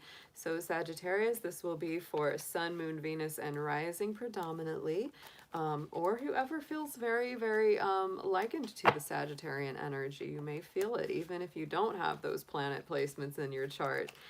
Sagittarius, keep in mind this is a general reading. It won't resonate with every single person out there. So please take what makes sense, leave the rest behind, and look at the personal placements in your natal chart. If this does not resonate, check on things like your moon sign, your personal Venus sign, etc. That is going to give you more readings you can watch, more messages that you can get out of these sessions. So this is going to be for love and romance for this week ahead. And let's see what comes up. And this is for anyone, whether you're single, coupled, or in separation. Take it as it resonates to your situation. So Spirit, let's see Sagittarius, please.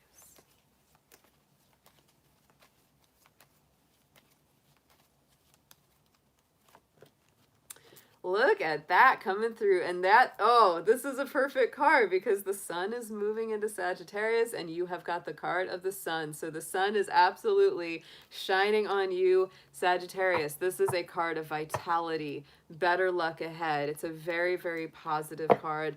positive outlook, positive outcomes is very much what you're focused on. You could be involved with a Leo. You could be, because that sun rules our Leos. So let's get into the tarot for Sagittarius.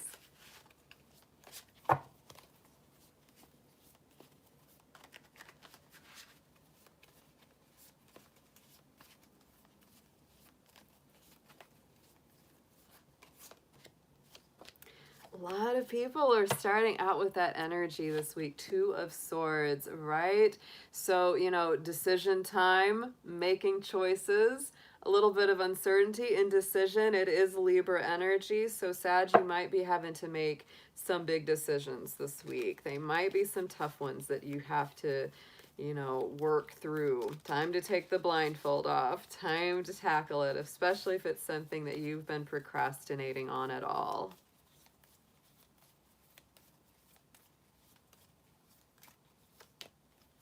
Temperance. Oh, your own card there, Sagittarius. Your own energy coming into the mix. So to me, yes, the power is in your corner. The ball is in your court. It is time for you to take action, make these decisions. Realize that anything challenging that you've got to go through, anything difficult, has really, you know, made you stronger. It has not detracted from you, but it's time for balance. It's time to bring things into a place of better harmony this week. Eight of Cups is here in the center. This can be departures. It can be leaving something behind.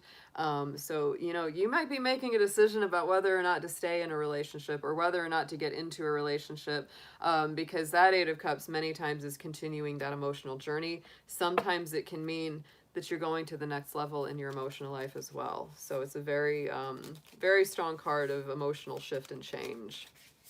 Whether it means you're leaving or whether it means you're making the decision to continue a relationship or continue going on the same path that you've been going on.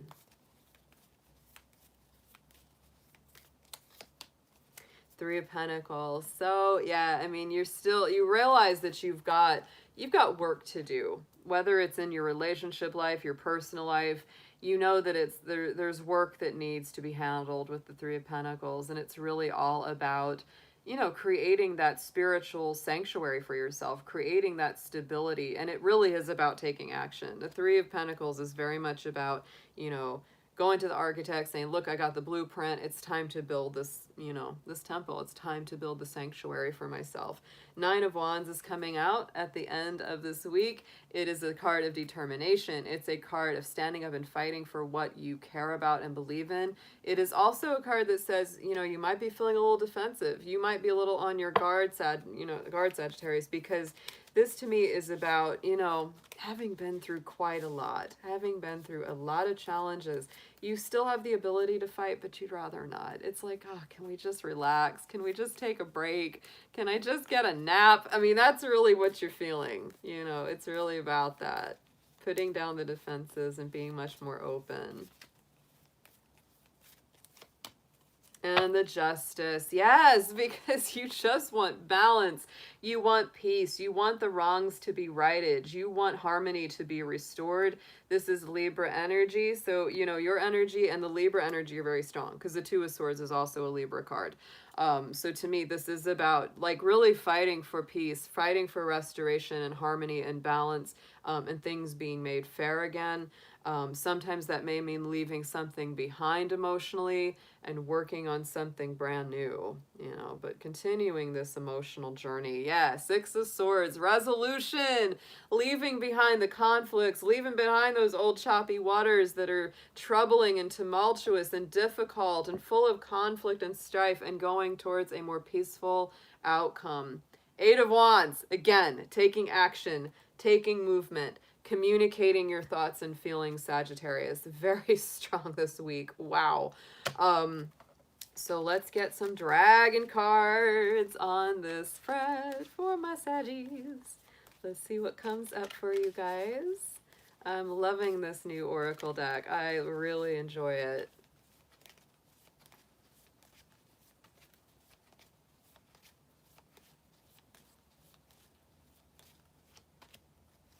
Oh, yes. Look at this. Beautiful. So Divine Feminine is coming through. So to me, this is all about bringing that divine femininity into the balance and balancing that energy, restoring that intuition, that perception, that sensitivity, and really empowering that side of yourself.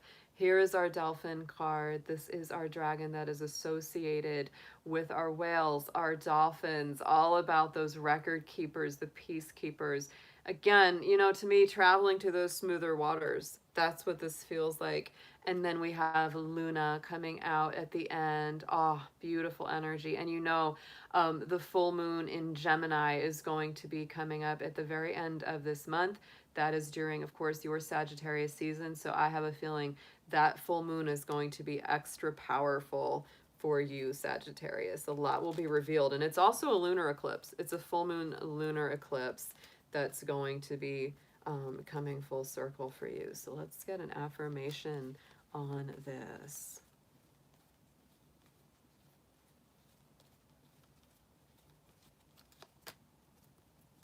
And we have the card of reflection coming up.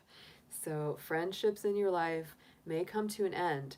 Others could blossom and become stronger. Oh my goodness, that's exactly what I felt with this eight of cups in the center of this reading this week, is that some relationships, some friendships could be leaving your life, but then others could be getting built and connected and getting stronger and gaining in momentum. So just balance that out. It's a balancing week, and really one of decisions and moving forward on some emotional situations here.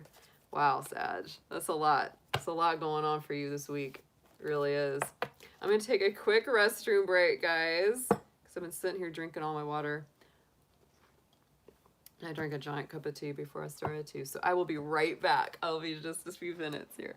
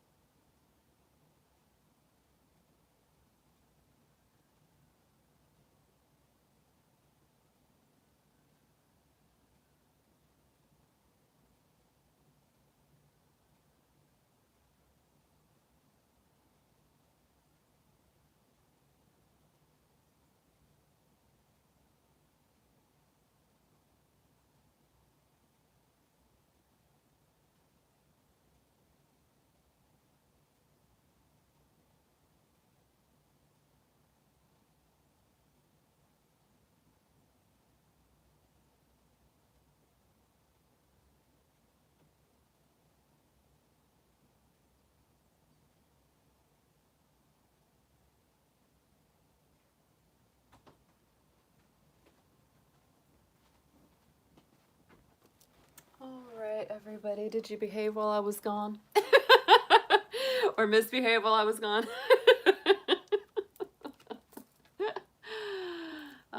So much better now. So much better. Oh my goodness. All right, guys, let's clear this deck. Let's see what we've got next. We're down to our 3 here.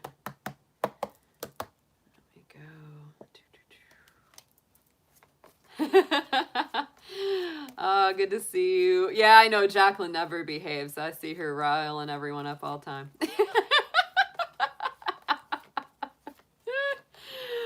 Oh my goodness. Good to see you, Sarah. Thanks for joining the chat tonight. I saw Denise in here earlier too. I didn't get to say hello. When I'm in the middle of reading, it's hard for me to break away and look at the chat. So let's see who's coming up next.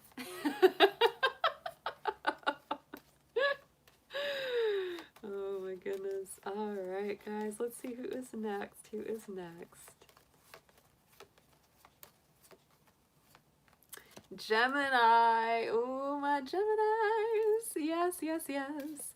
Let's see what we have for our Geminis. Y'all, I'm telling you, Gemini has been going through some things. They have really, I mean, Gemini, y'all have been going through so much. I do feel that Geminis, you know, they definitely have, you all have the reputation for being light and airy and fun and silly and all of that. But with this transit of, you know, Saturn, Jupiter, Pluto all being in Capricorn, that's been moving through your 8th house universally for quite some time. And it's really brought a lot of intensity, a lot of heaviness, a lot of big lessons being learned to our Gemini folks. So I feel like they are maturing in very deep ways, a lot of them, especially the more spiritually aligned, spiritually aware. They're growing up quite a lot from the inside out. They're dealing with a lot of intense subjects and issues inside. They are. So it's not all fun and games for my Geminis these days. I'm telling you, they're going through a lot. They have gone through a lot. So let's see what we've got for our Gemini folks. Sun, Moon, Venus, rising. Hey Eric, good to see you. I'm glad you're here. Always great to see you. Thanks for moderating for me too. Appreciate it. So let's see what you've got coming through for love and relationships this week. Going ahead. And Gemini, if this does not resonate with you, please do check the placements of your personal natal chart. You'll get more messages from these readings by knowing things like your moon sign, Venus sign. Let's see Gemini spirit.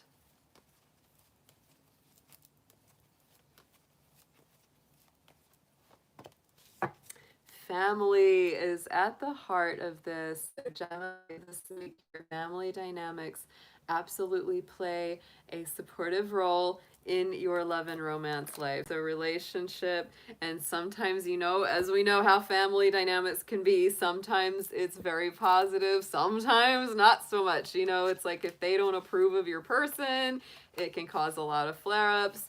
But if they do, then it really creates a lot of good times. So boy, take this as it resonates to your situation. But family is playing a role in this week. So let's see what you've got in your tarot here, Gemini.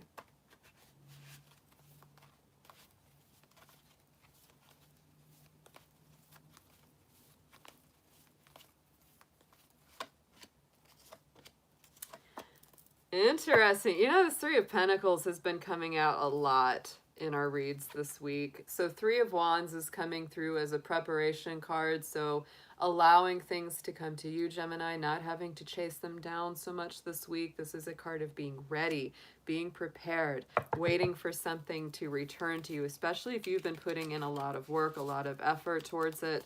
This is like saying, whew, I know I can sit and rest and be more receptive now because I know what I have put out into the world is going to be coming back to me. Wow.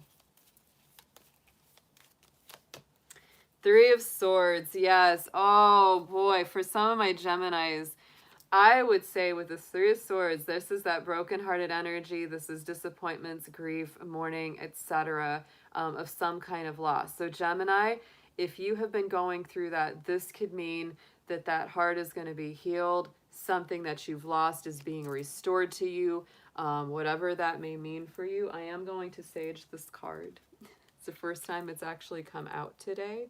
So, and like I said, I mean, did I say it or what? Gemini, you've been going through some things. You have. You have definitely been going through some stuff. So let's sage this.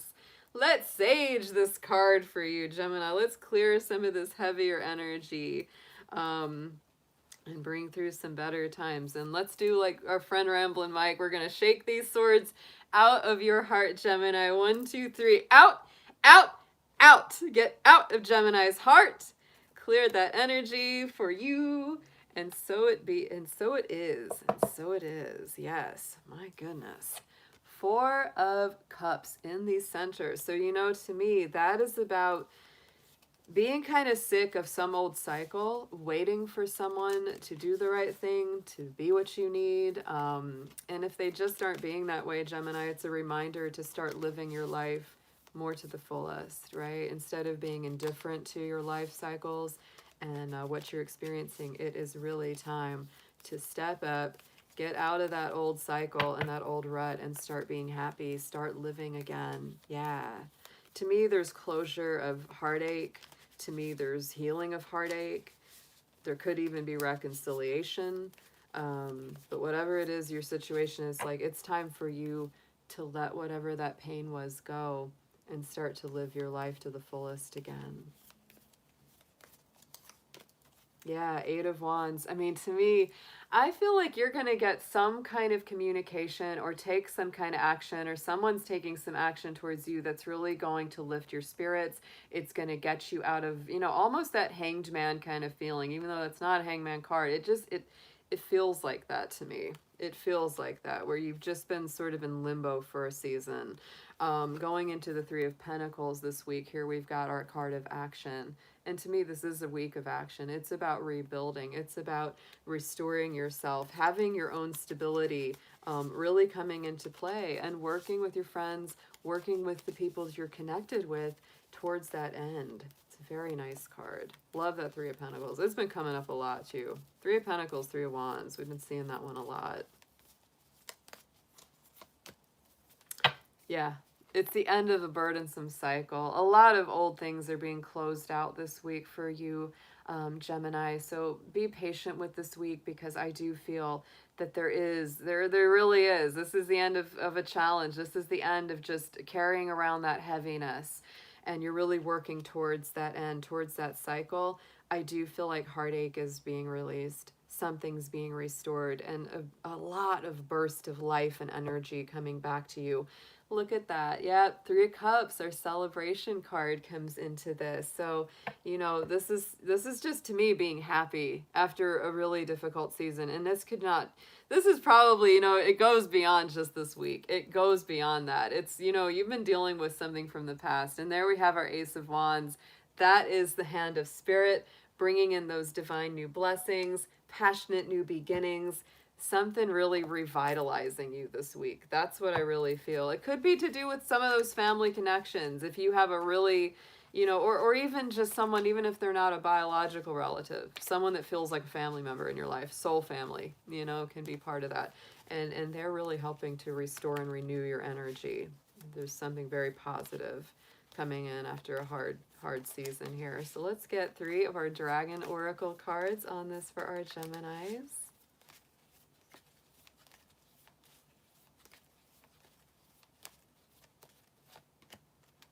Ooh, yes. Look at this. So we have Mordwin, and we read about this one earlier. This is all about integrating those life lessons. So Gemini, stepping it up very, very strongly this week.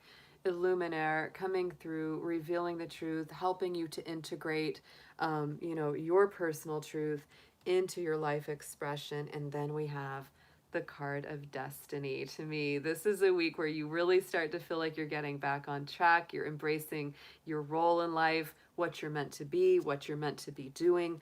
You know, not feeling ungrounded like you maybe have been for a while. Yeah, Dragon Destiny. All right, Gemini, let's get an affirmation on this for you.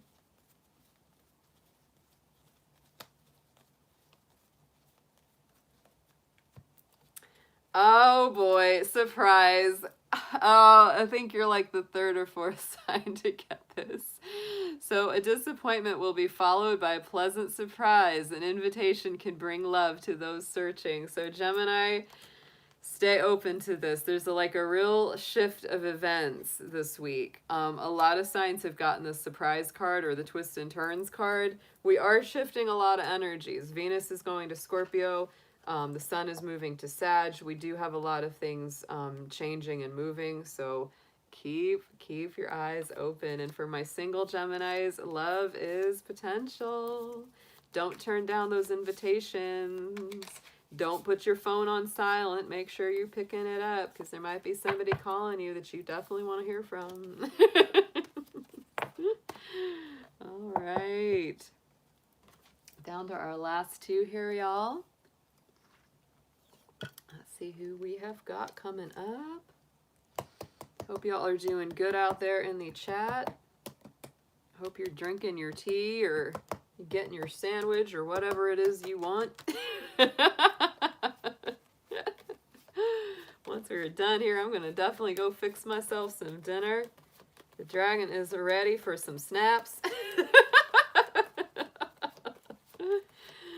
Let's see who's coming out. Who is going to be our next and our last for the evening. All right, so Libra is next, and Aries will be our sign that finishes our cycle up for the evening. So we're down to, interesting to Libra and Aries, the polarity. You know, Libra, Venus is leaving your sign tonight. Mars, of course, is still in Aries, so still doing that little Aries-Mars dance. But yeah, this has been definitely a big cycle for Libra, with Venus having gone through their signs. So let's see what we are bringing up for your love and romance messages, Libra, for this week, starting with the 20th. This will be Libra, Sun, Moon, Venus rising predominantly, or anyone who feels very drawn to the sign of Libra. If these messages do not resonate with you, please check the placements of your personal natal chart. You will get more messages by knowing things like your personal moon sign, Venus sign, etc. So Spirit, let's see what we've got for our Libras, whether they are single, coupled, or in separation. No matter what their situation may be, show us Libra, please.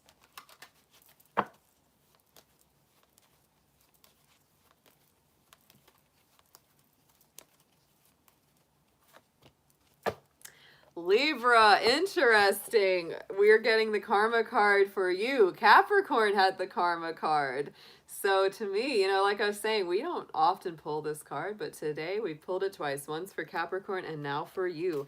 And I would say that Libra, you are one of the signs that has been feeling the effects of our Saturn and Capricorn energy very strongly. So this could be a strong week where karma is coming full cycle, where whatever good you've put out into the world is returning to you. Whatever negative you put out, you know, could be returning as well.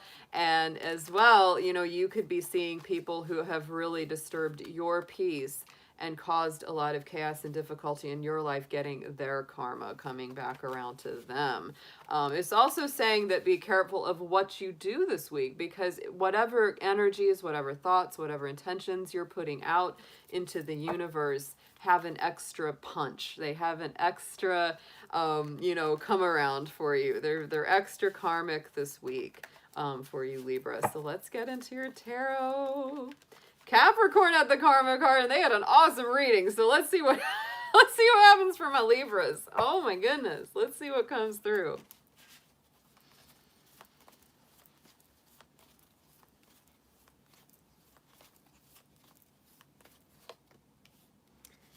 Yeah, oh my goodness. What is going on with you, Libra? Because yesterday I did your Venus and Scorpio reading, and this was what came through as your personal energy, was this Nine of Swords. Have you got a lot. You've got a lot of stress, anxiety, sleepless nights, all that kind of dark night of the soul stuff going on. It's not just, I mean, and it's, you know, this is repeating. This is a repeating message. It wasn't just in this one. It's also, I'm premiering that reading tomorrow at 3, so check it out. Check it out. You got some stuff to work through here. This is really about releasing these worries, these stress, these doubts, these negative self-affirmations. We got to change them up. Change them up into something positive, Libra. Let's get a clarifier on this card. Yeah, Four of Cups. Oh, Libra. Yeah, I mean, if you've been putting yourself or your energy on hold, you know, it's time to not do that anymore. As simple as that. It's really time to not put your life on hold for someone else. You're feeling very fed up with waiting for this missing piece to be delivered. If there's somebody that you've been waiting on or hoping for and they're not doing that for you, it does cause the stress. It does cause all of this anxiety, which is making it very hard for you to live your life at the maximum. So that is a major message coming through right off the bat. We've got the Six of Wands right in the center. So this is that desire for the recognized victory, success, you know, a triumphant change in direction, really feeling like you've overcome this, which is very, very nice. So let's clarify this Six of Wands, because I do feel like you can have a victory over these worries, over these doubts. I do. I feel like you can really break through this. And look at that Page of Cups. Yeah, I mean, part of what this is that, you know, some communication has to be, you know, has to take place. Whether it's, you know, connecting with them connecting with you, potential apologies from them, and vice versa. That's very strong. But the Page of Cups is gentle emotional communication. It's new messages to do with love and healing and compassion. So, you know, it's like there's that fiery success. And I think whatever communication that you have this week is good for you, you know, whatever that outcome may be. I do feel, though, that you are focused on this. Here's this Magician at the end of this week's cycle. This is about recreating the new reality. It's the Alchemist. It's wanting communication. It's wanting to create something that is just a better everyday experience for yourself. Gemini energy, Virgo energy on the Magician card. It's also about Mercury. Mercury right now, you know, this week is in Scorpio. So communication is a little different. It's a little different, you know, right now, because, you know, Scorpio is very introspected. It's hard to get it to open up a lot of the time. And when it does, it's a lot. A lot will pour out. So, you know, just keep that in mind. Keep that in mind for everyone this week. Yeah, Two of Swords. It's really using your own power, your own magic, your own alchemy to create, you know, to make these decisions. There is some decision work going on here, and this is your own energy, Libra, with this Two of Swords. You do have a hard time making decisions. It is a famous thing that Libras do. They want to weigh every option. They want to look at everything from every angle.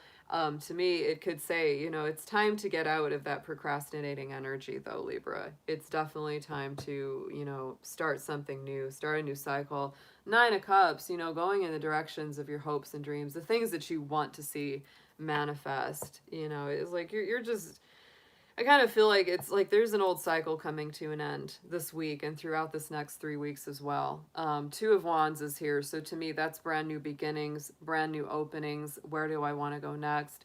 Doors opening up of opportunity. So Libra, to me, there are decisions that need to be made. And it's really time to start living your life again if you've been putting yourself on hold for anyone. You know, I mean, it's like if they're meant to come, they're gonna show up a lot nicer. If you're living your life to the maximum, there is no reason for you to just sit under that tree crying into your cups. No. No, don't do that to yourself. Don't do that to yourself. So let's get some Dragon Oracle cards on this for our Libras.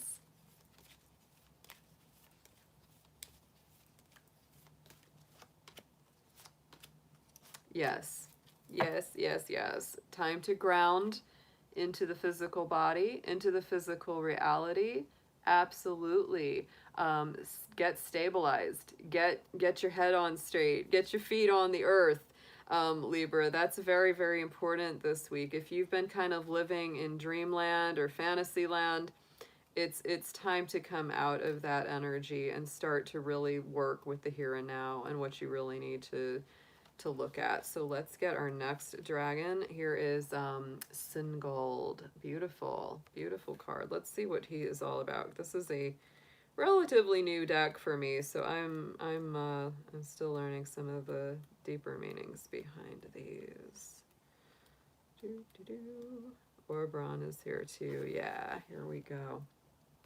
So this is the dragon of gratitude, and he arrives when we need to take notice of and acknowledge old negative patterns. Yes, he asks us to recognize old emotional blocks, self-doubt, fear, or jealousy, review your life to date, and find things to be grateful for so you can rejoice in who you are. Acknowledge the fears, envy, guilt, or anger within. Accept the niggling doubts. Admit they are present, for they are a part of you. But you have no need to dwell here, for they are part of your past and are no longer relevant to your life now. Instead, revel in the pure joy of being alive. Seek the positive in your existence here on earth. So, wow. Oh, Libra, yes, you are stepping out of some old heavy energies, no doubt. And Orbron is here saying to reconnect to the physical body and get out of the head. This is that very strong root chakra energy, that very, red earthy energy. So get grounded, get solid, get stable, Libra. You are an air sign, so I know it's hard to not just float out into the ether. But yeah, this is a time for you to really get into the physical body, into that earth center. So let's get an affirmation on this for you.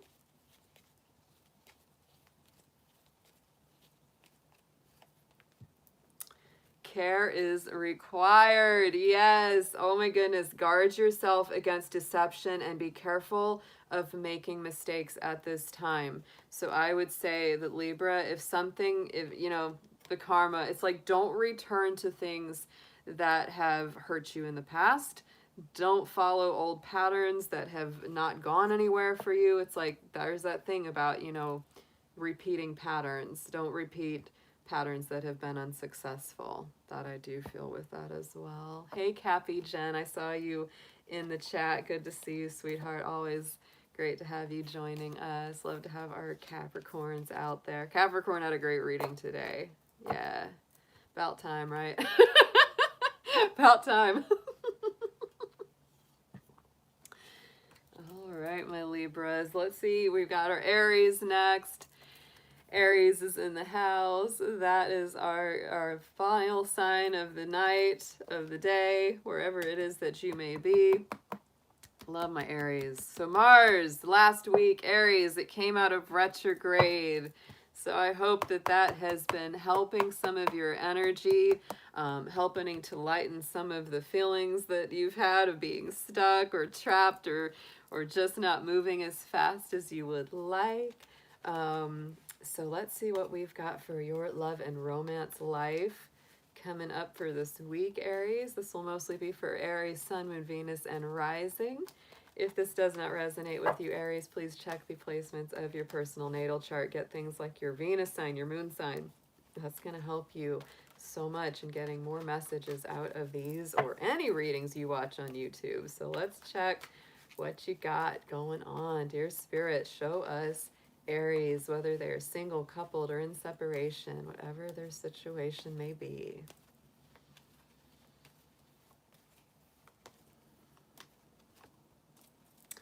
Friendships. So Aries, friendships are coming in as part of your equation this week. So let your friends support you.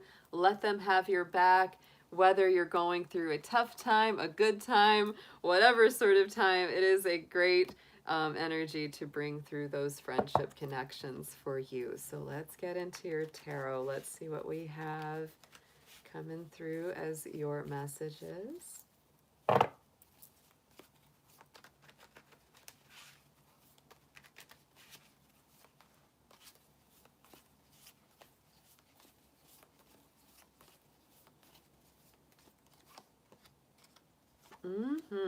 Oh, yes. Okay. So, Aries, we do have the Moon card coming through first. So this is the Angel of Dreams. This is Cancer and Pisces energy predominantly.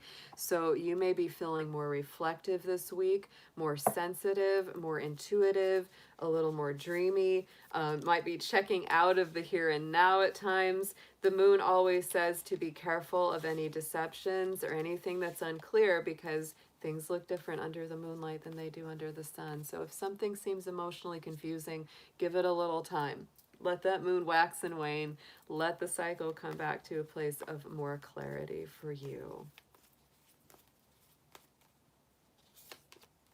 And look at that. Ooh, with the Death card. Yeah, Venus is moving into Scorpio tomorrow. So to me, this is about some transitions. You might be feeling very deep inside of your soul. Some really deep healing work going on this week as well. I always feel that with the Death card because it is about, you know, release. It's about surrender. It's about a new cycle coming in and an old cycle going out. So you might be very reflective and a little bit more introverted than usual this week, Aries. You may not be as conversational or quite as active. You may be talking to your trusted friends about the cycles that you're going through. That's who you would really be relying on this week.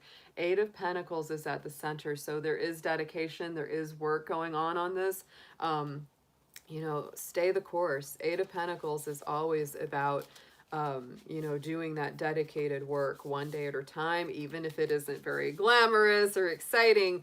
It's really just saying, okay, whatever I've got to work on today, that's what I'm going to work on. And I'm not going to worry too much about the future or the past. It's very much staying in the now, and maybe focusing a little bit more on your work than on your relationships this week. So let's see what we've got going on top of that one. Knight of Cups. Ooh, so Aries, this could be you moving towards somebody emotionally, them moving towards you emotionally. Could be some, if you're at a distance, if this is a long distance relationship, they could be thinking about traveling to see you or vice versa. So that's a very nice energy as well. And whatever work you're doing this week, it's really putting your heart and soul into it, right? That's very much what that's about. So Five of Cups is here at the end of the week. This is a card of disappointment, loss, a lot of times dealing with that old broken heart energy. You know, it's really reminding us that the Two of Cups is still standing strong in the background. Not all is lost, but you may need to do some emotional work this week. This may be a week where you've really got to release some things, and I really feel that with that moon and the death, and then we have this Five of Cups, so we're really working to release some old emotional wounds, old emotional baggage, and remember that not all is lost, Aries. Not all is lost. Yeah, and again, making decisions. Two of Swords has been coming up a lot today, so there is decision making here. It's like, and it really sometimes, I know, it's like, even though this is a very emotional card, sometimes we have to make an intellectual choice. The head and the heart, you know, they work together. And so to me, it's like if you have really been, you know, kind of embattled within your heart about letting go of some old pain from the past, sometimes it's saying, you've got to sometimes just make the choice, like, you know, and your heart will eventually follow, right? If there's something that's just been aching or something that's just been difficult, it's like, Aries, it's time. You've got to make the decision to just set that aside. And when it comes up in your thoughts or when it comes up, acknowledge it, honor it, and then, you know, put it down. It's really, and it takes time. It takes exercise to do that work. But the Nine of Pentacles is here following that Eight of Pentacles. So to me, you are very focused and motivated on working on what makes you stable, what makes you comfortable, what gives you a feeling of security. Ace of Swords. Oh, that's so good to see, because like I said, with the moon, there can be that feeling of confusion and sometimes, you know, not having all the answers. But to me, the Ace of Swords is getting that clarity. It's getting the victory. It's getting the answers that you seek. So let's get some of our Dragon Oracle cards on this for you, Aries.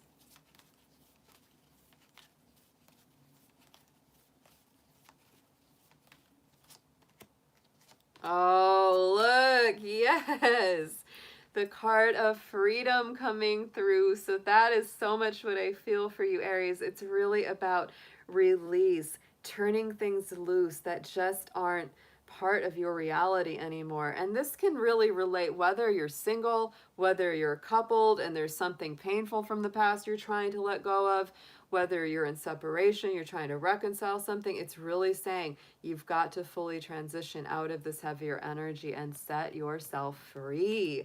Look at the crystal dragon coming through. So yes, this is beautiful. This is crystal clarity of vision, really going to that higher vibration. And our outcome here is peace, right? Greater peace, greater contentment, greater tranquility coming through at the end of this cycle here. It's a powerful week. So let's get an affirmation card on this for you, Aries.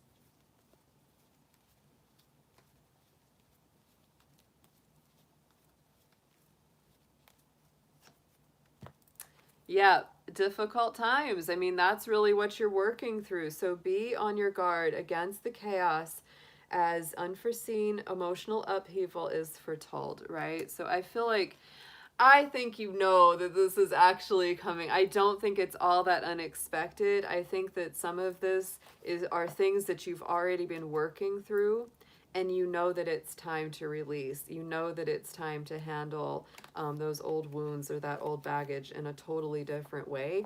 And yeah, just don't let the negativity take hold. That's a big part of what that's about, is don't let the negativity take hold. Don't let that drag you down when you're working to pull yourself up. Yeah. Unless your friends help you. Let your friends help you this week, Aries. All right, guys. This was an awesome evening spent with you. Thank you so much to everyone who has been in the chat today. Thank you so much for the donations and the super chats. I appreciate all of that as well. Thank you so much for my awesome moderators, Jacqueline, Amber, and Eric, who were here to kick out the trolls and keep us all in a higher vibration. Always helpful, always necessary. Yes, and so, oh, thank you, Sarah. Thank you, Bear. Thanks, you, GD. I see you all. Y'all are awesome. And I'll see you guys for Sunday night spirit animals. Absolutely, we're gonna do it. It'll probably be around 8 p.m. or so. Whenever Ramblin' Mike wraps up his live. Oh, thank you, Krista. Thank you, Miss Cody. Good to see you. But yeah, I'll be with you on Sunday. And tomorrow I am premiering the rest of my Venus in Scorpio readings starting at 3 p.m. Eastern Time. So I will be premiering Libra through Pisces. Oh my goodness, they're off the hook. These readings are just like, whoa. The energies have been amazing lately. Intense, but amazing. Like I've really been enjoying it. So I hope you have a wonderful, safe evening. Be well, and I'll be seeing you tomorrow and Sunday, guys. Have a wonderful night. Take care.